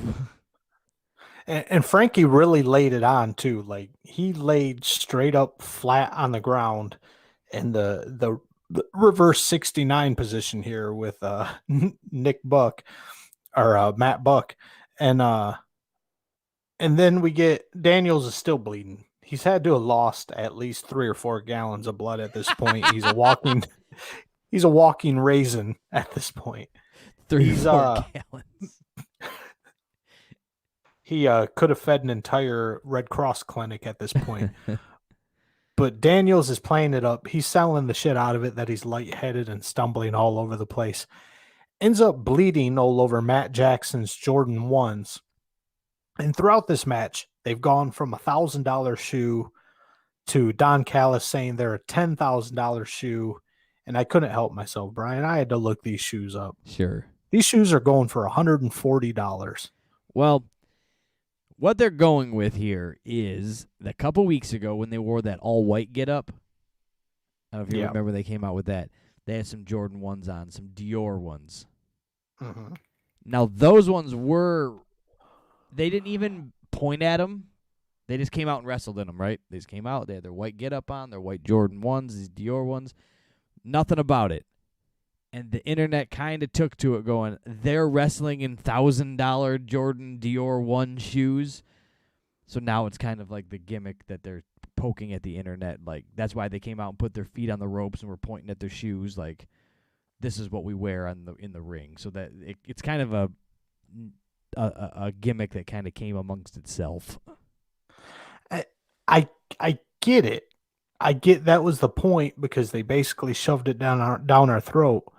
But regular ass black and red Jordan 1s that get re-released every year pretty much that are going for $140 is just a little obvious, I guess. I guess if you want to do it with sneakerheads in the audience and at home, you're going to have to do it for real. You're going to have to get some Louis Vuitton Jordan 11s. You're going to have to get some Gucci's, some Jordan, some Louis Vuittons, some more Christian Dior. You're not going to be able to cut it with some basic ass Jordan 1s that I can get at Foot Locker tomorrow. Yeah, I didn't look them up. I knew they looked fresh. I liked them, but I didn't go as far as you did, and I knew you would. So, yeah, it just irritated me. Don't take some basic ass shoes and try to put them up to it. I know Callis was just being a douchebag, but even putting them up to $1,000 was, come on. Even the ones from 2016 were only selling for $400. You want to go back and get the ones from 1984, then you're paying about $3,000 or $4,000. But them are the ones that were stitched in 1984, and you're still only at $3,000. Yeah. All they need to do is just play it up a little more with who they are and wearing them so that they are making them worth the money, right? They should autograph the shoe and be like, it's our shoe. It's the Young Buck Jordan 1s, and, have Nick sign the toe, and now they're worth $10,000 because who's to say that they're not? And Callis did touch on that point, too, when I don't know if it was Shivani or Jim Ross that called him out and said, I thought they were $1,000 shoes. Now they're $10,000. Don Callis is like, well, now they've been on TV and it's the Young Bucks wearing them. He's quick. There's not, besides Paul Heyman, I don't know if there's a quicker one besides that Don Callis. That Jackal guy, he's pretty awesome. Yeah, the Jackal, or what was he called? Cyrus the Virus in ECW was his gimmick. He worked for the network, and he was trying to shut ECW down. Oh boy! Oh boy! So Matt Jackson, the Bucks, they're smarmy as shit, and they're doing a good job of this heel thing, and this whole mocking the Shawn Michaels Ric Flair retirement match moment. That got a pop from me. I thought that was pretty cool. Yeah. Matt Jackson and his most smart ass voice he could come up with, just mocking the hell out of him. offers Christopher Daniels and "I'm sorry, I love you" before hitting him with a super kick. And I thought that was the end of the match. That would have been a logical, perfect point to end that match. It would have, and it would have been a real fuck you to Shawn Michaels and Ric Flair, too. Yeah, that would have been a real heel move, and he would have got genuine heat on that for real. And if they would have ended the match on that logical point, we wouldn't have got to see Christopher Daniels completely misjudge the ropes on his moonsault and just completely botch it. He missed the ropes by a good 6 inches. And the commentators tried to cover up for him and say that he was disoriented and that he had been through a match. So at least they tried to cover it up. Because sometimes they just gloss over it and just keep watching the match. Like, oh, was that supposed to happen? JR just gets confused and he's like, I think he missed there, huh? I'm sure he genuinely had blood in his eyes since he's still at this point. He's now at the 11-gallon mark of blood lost. 11 gallons. Gets that moonsault on the second try. We get a 2 count. We get some chaos going on. Rick Knox is the perfect man for this job. Just act confused and act blind. That way Matt Jackson can get a can of cold spray Christopher Daniels in the eyes, clock him with the can. And this was another point where we could have ended the match, but we chose not to. We just shoehorned another false finish in there just to do it. We get another 2 count, and then immediately after that, we get the BTE trigger for the win. Yeah. A lot of finishing moves that resulted in nothing. And always know how well that goes over and gets received here on the KayFabe Smark podcast. I'm sure Meltzer would give this match 7 stars. I'd probably give it 4. For a Young Bucks match, it was good. They just it got a little funky at the end with the egregious false finishes and Rick Knox being Rick Knox. Yeah. Agreed as well. Agreed again. I just thought it was very good. There's some shit that I would have dealt with that could have dealt without, but other than that, can gloss over a few low points. There was more high entertaining stuff. Right. And speaking of low points, we've got John Moxley and Eddie Kingston. They're breaking into the Elite's locker room, and they're going to destroy the locker room. And I don't know if I just have a keen eye for picking things apart, but it was painfully obvious in this sketch here that they were just going to destroy everything that had zero value whatsoever. We're flipping over tables. We're throwing food around. We're throwing some chairs around, but don't bother the flat screen TV on the wall. Don't throw a chair through that. The Pepsi cooler, we're not gonna smash that.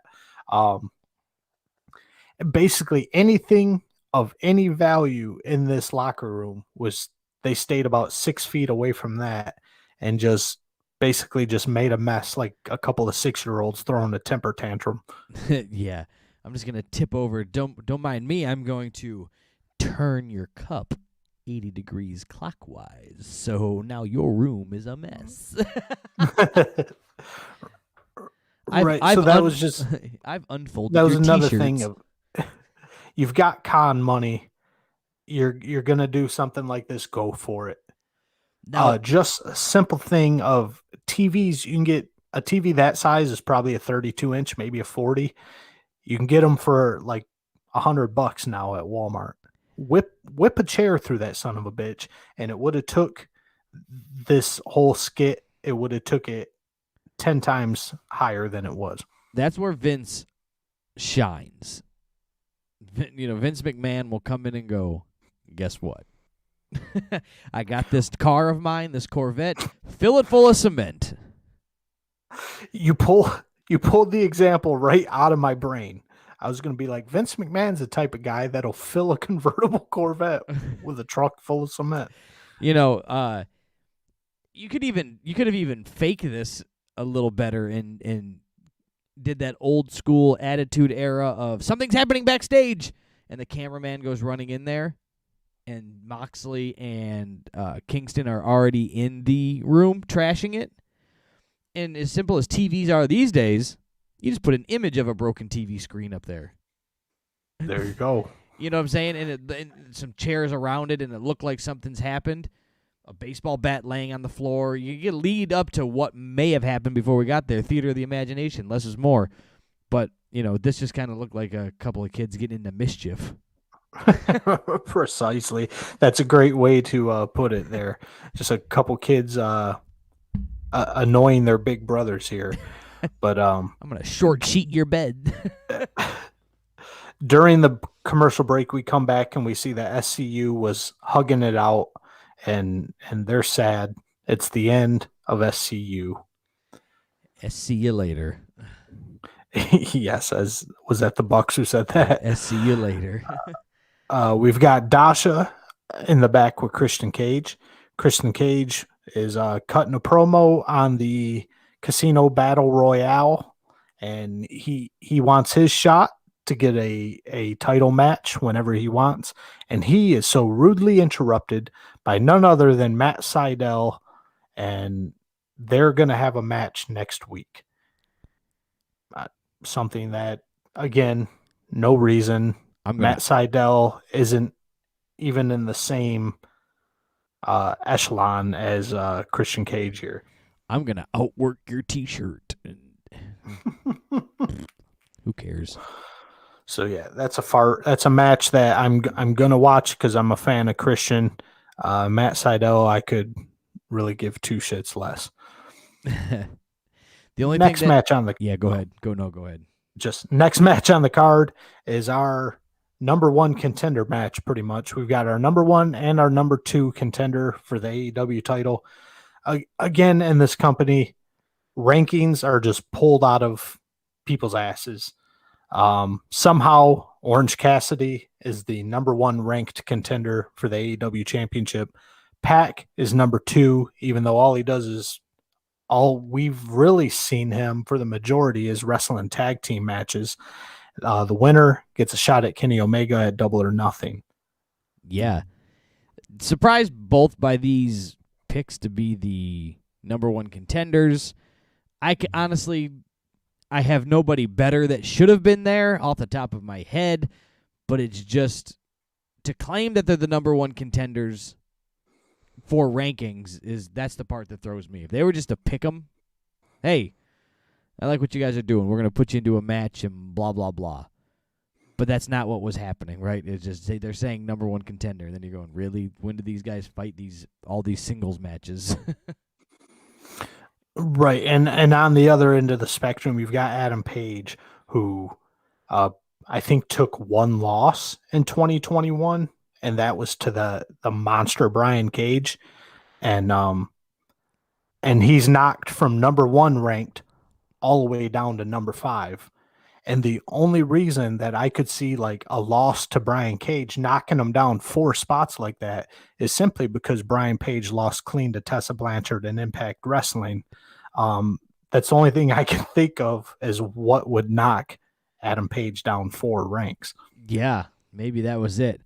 This match was a good match. As I spoke about a couple weeks ago, it was a good match for a good matchup. These were guys that are supposed to fight each other. These are guys, it's not outshined, right? It's not, it's not Orange Cassidy versus Miro. We're like, really? I got to buy this thing? It is 2 guys of the similar ilk, similar sizes. I mean, Pac's got more mass, but like height-wise and kind of other things, they're, they can kind of roll together. I think complementing styles of wrestling for the styles that they offer. But for the reason we were fighting is where they lost me on this one. Yeah. This match was just kind of lost on me at that point. Pretty much any Orange Cassidy match, it's going to be hard pressed to get me interested in it. Especially with Pac. I like Neville. I like Pac, but he hasn't been doing anything consistently to keep me interested in him. So at this point, even though it's someone I like, such as a Pac taking on Orange Cassidy, it's just not enough. I don't give a shit. Yeah. And it was just weird and felt very forced. Very forced. It felt. It was brought up last week on a whim, and then now they're running with it, and it just doesn't seem to fit in any means. So I didn't care for this. I thought it was weird that Kenny Omega was nowhere to be seen. We can kind of push towards this part here, but he gets involved. But you're like, why wasn't he? You thought, I mean, it just seemed like it would have been made more sense if he'd have been out there, like sitting there watching the match instead of this weird on run. commentary. On commentary, down by the title at the Timekeepers match where they caught Mike Tyson yawning, just anything like that. But he wasn't, and that just seemed weird for somebody that's supposed to be fighting this person that wins, right? He might want to be out here and watches his future challenger, one of the two, and but he wasn't, so that was different. Didn't like it. Nope.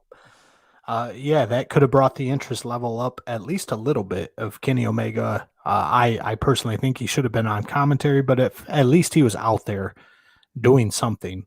But maybe they didn't want to take the focus off these two because Tony Khan does have a boner for Orange Cassidy, and Pac is somebody who deserves more than he's getting. But this was one that was just kind of to me. So you got Pac doing 3 shotgun drop kicks in a row from the top rope, and Cassidy's big comeback for that one is just annoying Pac. And every time Pac wants to go for that 720 spin loop to loop flip around splash, Orange Cassidy's just going to roll out of the way and eventually roll into the corner and just put his hands behind his head and relax. And I get it. It's his lazy, annoying, I don't care gimmick, and people are still eating it up.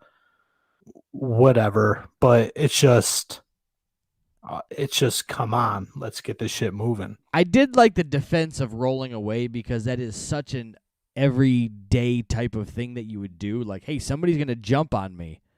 Well, I'll just roll over here, right? So that made it like the defense of that was interesting. The rolling under, like the rolling away and then rolling under the ropes, under I almost said Neville, under Pac was very interesting way to do it. Of course, then he's got to do the hands behind the head and the thumbs up gimmick.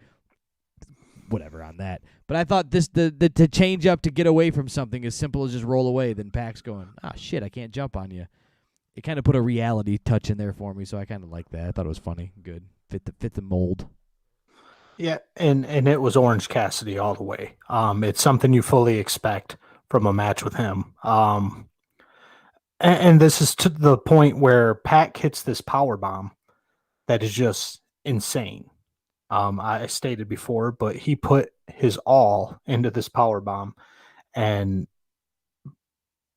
poor Orange Cassidy takes this thing head first on the mat.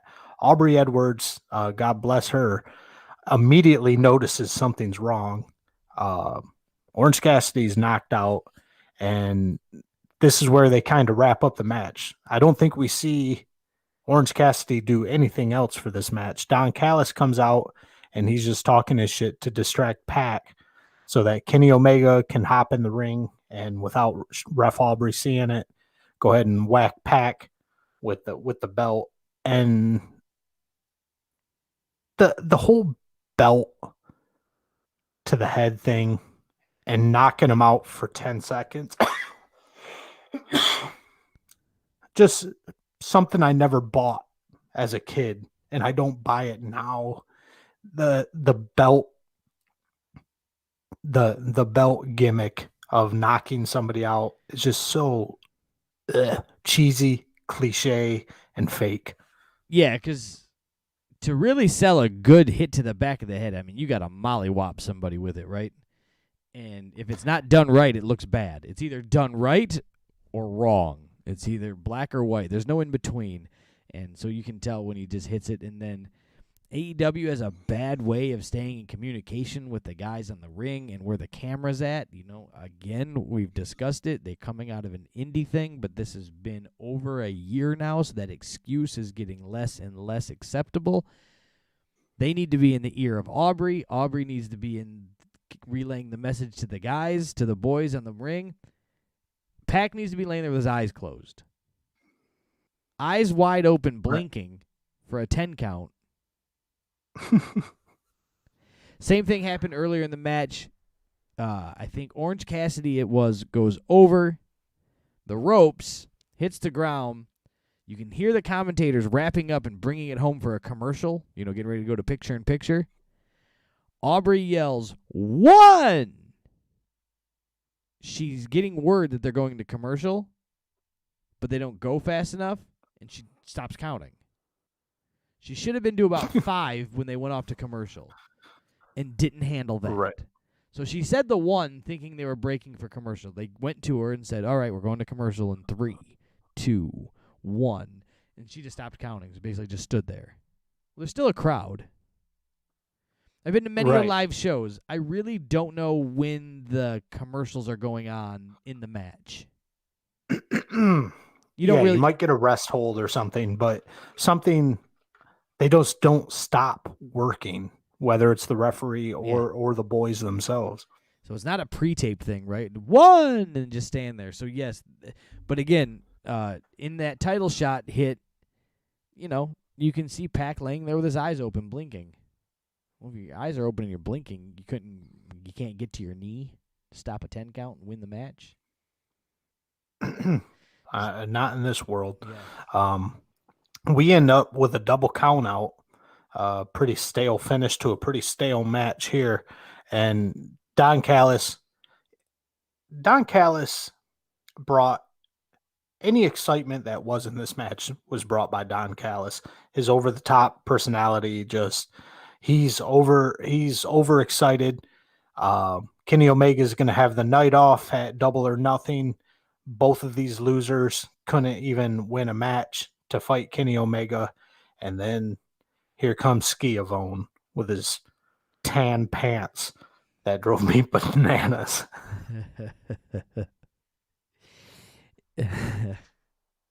Oh, Schiavone in those pants. Looks like he borrowed his dad's pants as a kid.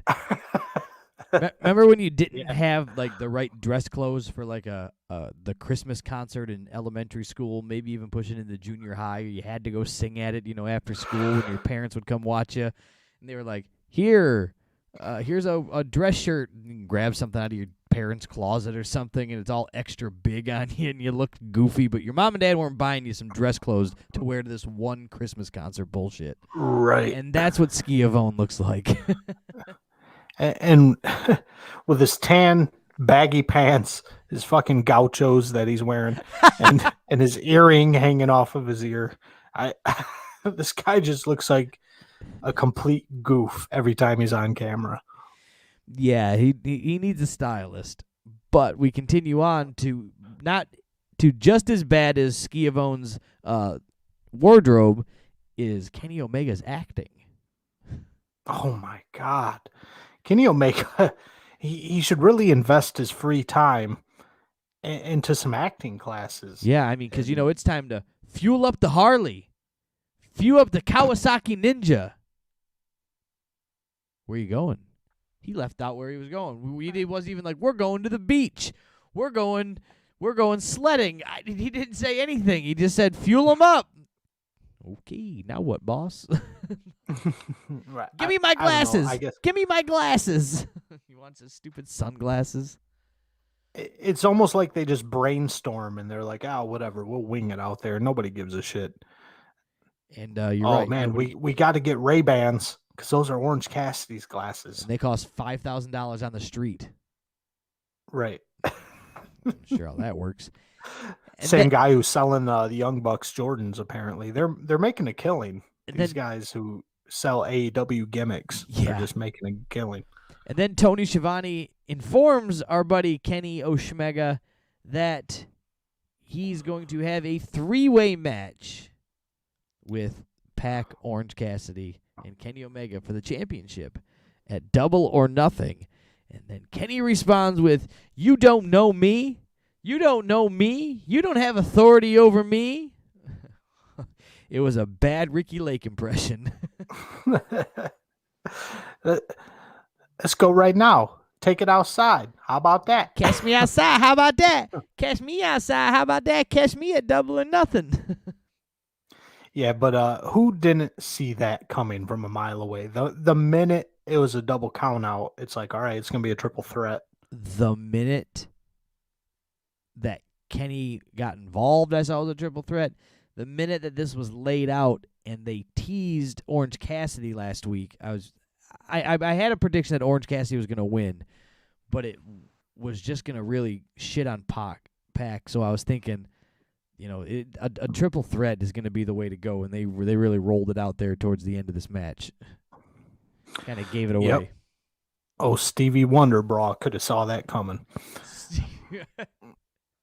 So that thing's over. We're going to get a triple threat. So that thing's over. This pay-per-view is going to stink, Brian.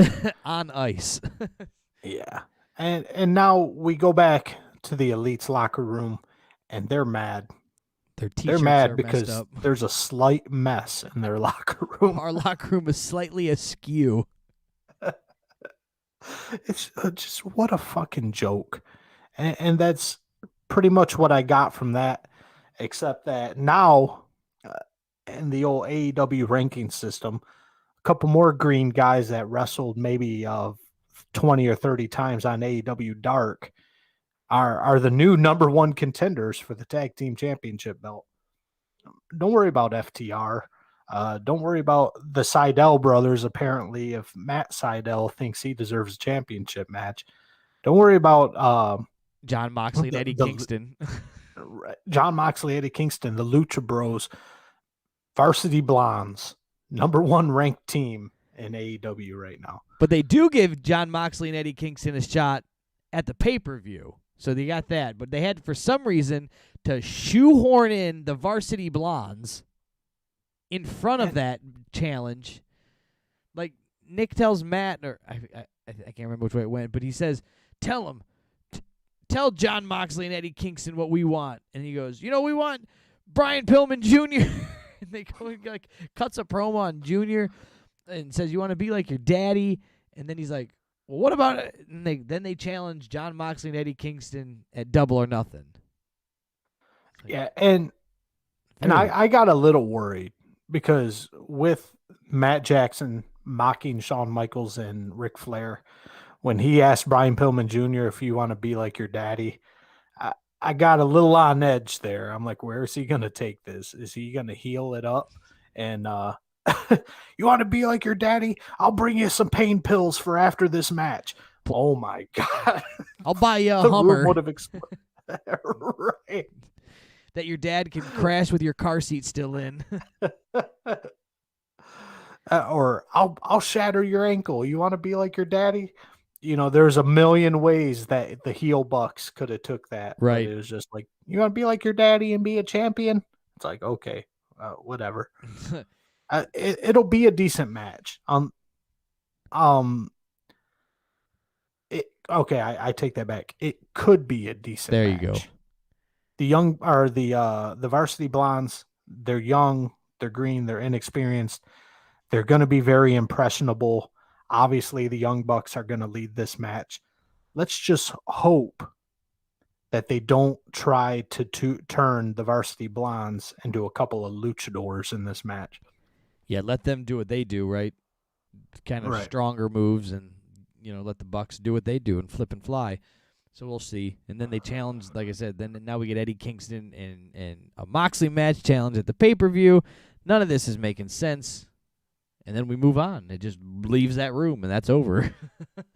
Yep. And now somebody's got to clean up that minor mess in their locker room.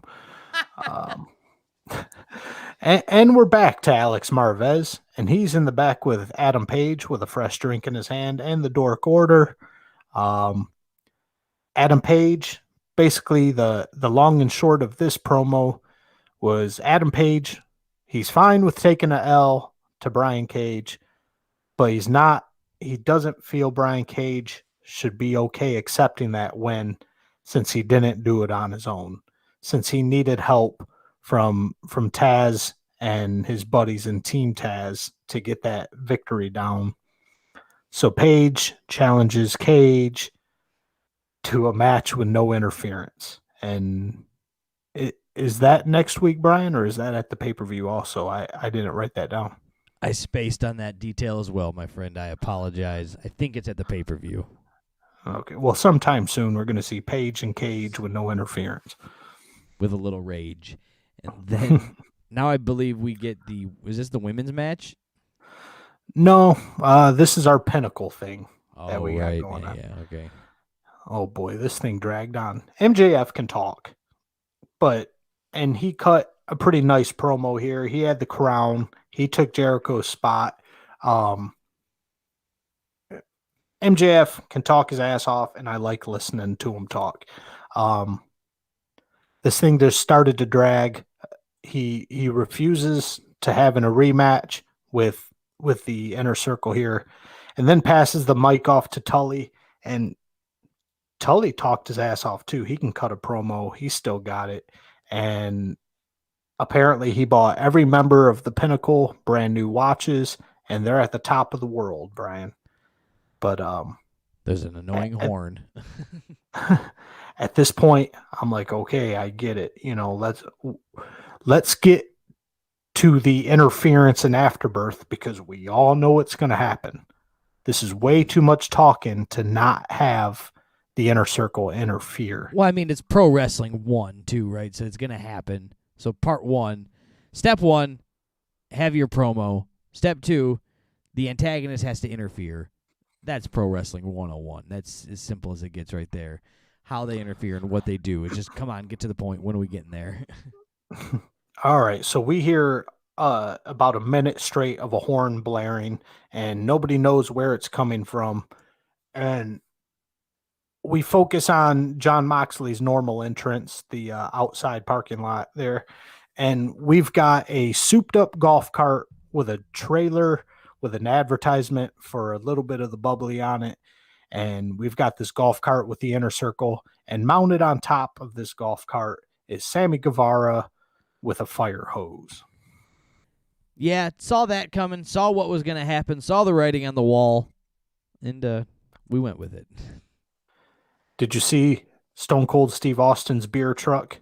Did you see AEW trying to recreate that classic WWE moment? Yes, Steve Austin's beer truck. You saw Kurt Angle's milk truck. You saw now Chris Jericho's bubbly truck. You know what this reminds me of, Brian? This reminds me of those DVDs that you see at like Perry Drugs or a fucking truck stop or something. That's not the Little Mermaid. It's the Littlest Mermaid. And it's just some shitty drawn cartoon that's a half an hour long, and they're just trying to capitalize on your memories and the favorite things you like about wrestling, but we're just going to do them 10 times shittier. Yes, it's the Wish version of wrestling. Yes. This is the Wish version of the Stone Cold Steve Austin beer truck incident.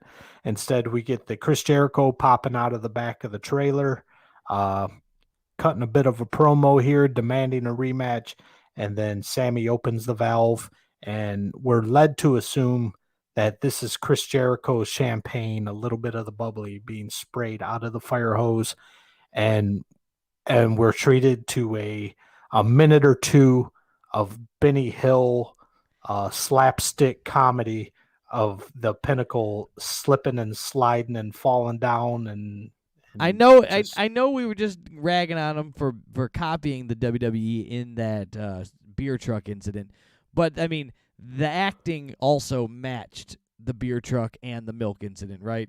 From there. Vince and his overselling and Shane, like I can still see it in my head of those guys wallowing around and spinning for no reason and being so. You know what? This I wasn't that mad at. I was like, Eric is gonna hate every goddamn second of this, and I sat back and went, it's funny. It's a nod to the past. It's just in jest, and it was funny to me. I could take it, and I don't need super comedy all the time in my wrestling, but I got this one. I just enjoyed it. I guess I just get irritated when I see people I like doing stupid shit. I understand we're taking this incident to a T. We're going to do the overselling and we're going to do the slipping and sliding. But MJF and FTR, the two of the most serious guys in the business, or three of the most serious guys in the business who take the shit seriously and try to keep shit kayfabe and try to make everything look real. We got them acting like a bunch of fucking goofballs out there. Yeah. And that's just what kind of rubbed me the wrong way. Yes, but I also look at it this way. It's going to give them a little, you may not agree to this, a little depth to the character of not always being so serious. You know, you got to have the entertainment in there. It is sports entertainment. I know everybody's like, I'm a pro wrestler, but it's entertainment. You got to be entertaining while you watch it. So, you know, it gives them a little bit of personality that they can build upon. I know wallowing around in water isn't like, hey, now that guy's my friend. He's interesting, but like it just gives them a different side that they can start to build upon a character with. So I think there is some more to it, a little depth, but you know, I just thought this was fun. It gives them a little sizzle to their steak. There you go. But what I did get from this, besides all of that, is Jericho was clearly, and I think accepting it now, babyface. Oh yeah, 100%. Even the whole inner circle, and the whole the rest of the inner circle has no opinions, right? They're just gonna go where the leader is gonna lead them. But Jericho popped up, and the crowd kind of popped for him, and he had a Chris Jericho. It was like a rebirth when he came out of that truck when he stood up and said he was there. It wasn't Chris Jericho. It wasn't heel Chris Jericho. It was babyface Chris Jericho coming out. It was very symbolic the way that he appeared and came out. So they had it sold that his arm was really hurt, all done up in that huge cast deal there and taped up and everything. It wasn't really a cast, but like that braced thing. So they're selling that for a little bit here. Maybe this is giving Jericho some time to rest a bit. Yeah, it doesn't contradict at all with the interview Chris Jericho did where he's like, yeah, I landed on the cardboard boxes and I can move my arms and I can move my legs and everything was fine. And so he just immediately contradicts himself, falls off the cage onto some cardboard boxes, gives away the magic the very next day in an interview, and then he tries to recant that by coming out and playing injured on the very next TV show. So it's just pick something, Jericho. Either you're hurt or you're not. Yes, know which Chris Jericho is talking and when he needs to be talking. But the whole point of this segment, Brian, to take us to Nostalgia Land, but then once we're back from Nostalgia Land, the whole point of this is that at Double or Nothing, you and I are getting another reason to fight on air because it is going to be football fuckery number 2 at Double or Nothing. Football fuckery number 2, except MJF said this time, don't expect to have any fun. Because if the inner circle loses, they have to disband. Forever. And the worst thing AEW could do is split up the inner circle if they have the Pinnacle around. Because who else is going to fuck with the Pinnacle? Death Triangle? No. Yeah. The best friends? God, I hope not. Well, you want Chris Statlander and Chuck Taylor going after MJF and FTR? No thanks. I'll pass. El Paso. Yeah, so we'll see what happens with this football fuckery part 2, as Eric likes to call it. Part 2. Football fuckery part 2. And then now do we get the girls? Is this where that match comes in? We got to be coming up on the end of this thing here, right? We got like 2 matches left? Not quite yet. Oh my by goodness. the sound of my voice, we're ending the end of this podcast here pretty soon. But we've got JR in the back with Britt Baker. And Britt Baker just continues to show. I'm surprised she didn't make that overrated, underrated, because I probably would have sucked her dick as much as I did the Iconics. I love Britt Baker, man. She is not lying when she says she's the face of the women's division in AEW. She just cuts a hell of a promo on Sheeta, and she's got me genuinely believing that this is the end of Sheeta's run, and it's time. It's the beginning of the Britt Baker era. It has to be. It has to be. It's time for something different, for one, and two, Britt's earned it, and for three, I'm bored with Sheeta. I mean, not to lop all Japanese wrestlers into one category here, but Sheeta is the Asuka of AEW. She's talented, and she does deserve to hold that title at some point. Same with Asuka. But if you can't talk and nobody really gives a shit about your personality because we can't connect with you, what are you going to do as champion? Yeah, You're simply holding the title because you're talented and you're a good wrestler.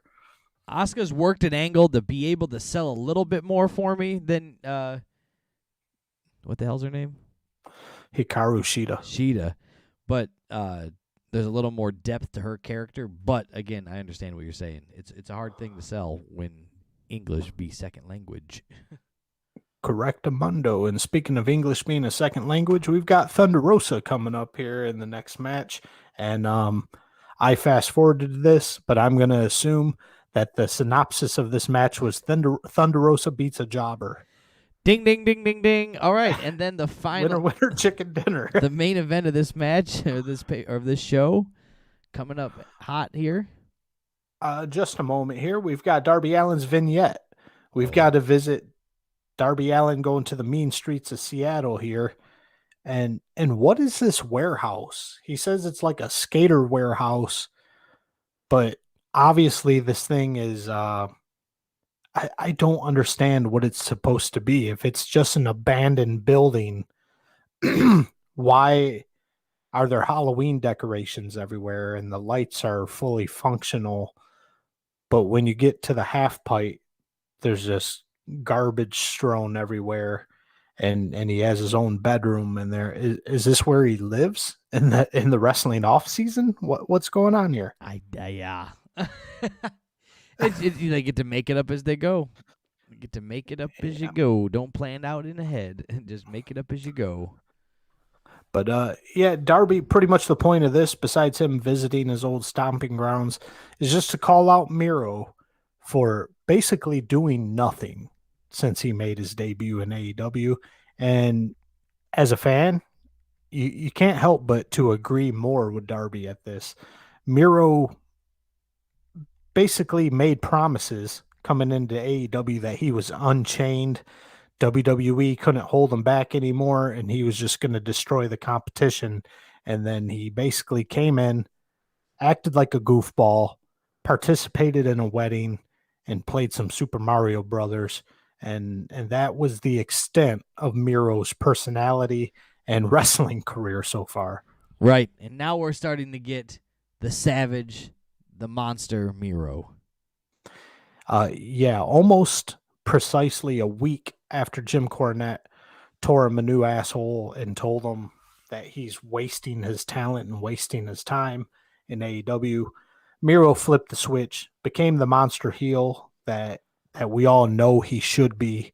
And he's been working that angle for a few weeks now, and now it's cultivated into a TNT title match between Miro and Darby Allin tonight on Dynamite. Yeah, I was ready for this, and I was trying to figure out one of two ways. How are they getting out of this? Right? You've made this match. Now, how do you get out of this match? Do you bury and completely shit on Miro after he's finally starting to turn things around? Do you take the strap off of Darby and put it on Miro? That's an easy way, right? Or do you have Miro lose in such a way that he didn't lose? If you know, they've done some. We've seen WWE get creative with that with Brock Lesnar, right? They had to take the belt off of him, but not kill the monster. So you have to get creative with that stuff. And how are they going to do it? And we sat back and watched. And this match started with a whole lot of fuckery up front, didn't it? It sure did. They took this finding a way to get out of this match without having anybody buried. They took it to the umpteenth degree here by having Miro just jump Darby Allin from the get-go. Before the bell rings, Miro is just beating the living shit out of Darby Allin at this point. And Paul Turner does not want to ring the bell. Miro he drags Darby Allin outside of the ring. We're talking full-on throws. He did this like overhead throw that Darby probably landed about 6 feet behind Miro. We got ring post spots. We've got guardrail spots where Miro is just whipping Darby in midair through guardrails. And this is all before the match officially begins. This is all before the match officially begins. This is all 100% happening in front of Sting, and he does not get involved. Sting has stuck his stanger nose everywhere it's not wanted to be with that wispy dandelion hair that could use a fresh soy saucing. He has done and had his baseball bat and just stared at people and scared more men away than Miro. He scared entire teams away of Team Taz by looking at them. And he stood in the corner looking bored as a motherfucker, watching his buddy get murdered. Now, the match hasn't started yet, so he could come and get involved. He could come hit Miro with a baseball bat. Match hasn't started. Nobody's DQ'd. But he didn't. He stood there with his T-shirt on from Pro Wrestling Tees trying to sell something. Like, god dang. What a great friend. What a great mentor. You know, you've scared off the entire Team Taz team, including Brian Cage. You've scared off 5 or 6 men at a time just by making it snow and waving your bat around. But yeah, we're not going to mess with Miro. I don't know. I think maybe this was for Sting's own safety. Either somebody didn't write it right and they just kind of forgot Sting was out there like I did. I didn't realize Sting was out there till probably halfway through this match. But or they're just like, no, we're not going to have, because if Sting gets involved with Miro and Miro does anything that looks halfway legit to 63-year-old Steve here, it's a wrap. He's gonna need a few weeks off. Yeah, they can't afford that. They need Stang on TV. So that just kind of bugged me for a little bit up front. Then finally, we get into the ring. Paul Turner gets him separated. And, of course, they got to ask the question, are you okay? Do you want to fight? And what does Darby Allin say? Yes. Darby says, ring the bell. And we're off. This is a little confusing to me because I would assume that if you were jumped before a match and assumably injured because you've been thrown into a ring post and you've been thrown into about 3 or 4 guardrails at full speed and you've been thrown around on the hard ground outside of the ring, I'd assume you would have the authority to say, nope, we're going to go ahead and reschedule this. And how great would that have been to say no, honestly, and say, no, take it double or nothing. I need time now. Or say next week, go, we're going to do this next week, and then go, nope, I can't do this now either. We're going to do it at double or nothing. You got to tease this out a little bit. Yeah, and just logically thinking, Darby Allin has his biggest accomplishment, his most prized possession is this TNT Championship belt. And he is perfectly okay taking a gang beating and and then just continuing on with the match and risking his TNT championship belt. Imagine making Miro look even stronger with this little scenario I've made up in my head. So you tell him no. Now he explodes. He starts tearing you up. He starts tearing Darby Allin apart. He starts attacking Sting. We had to get Sting involved. He's throwing Paul Turner around. The wrestlers around the ring start to come in to separate him from the beating that he's giving these two morons.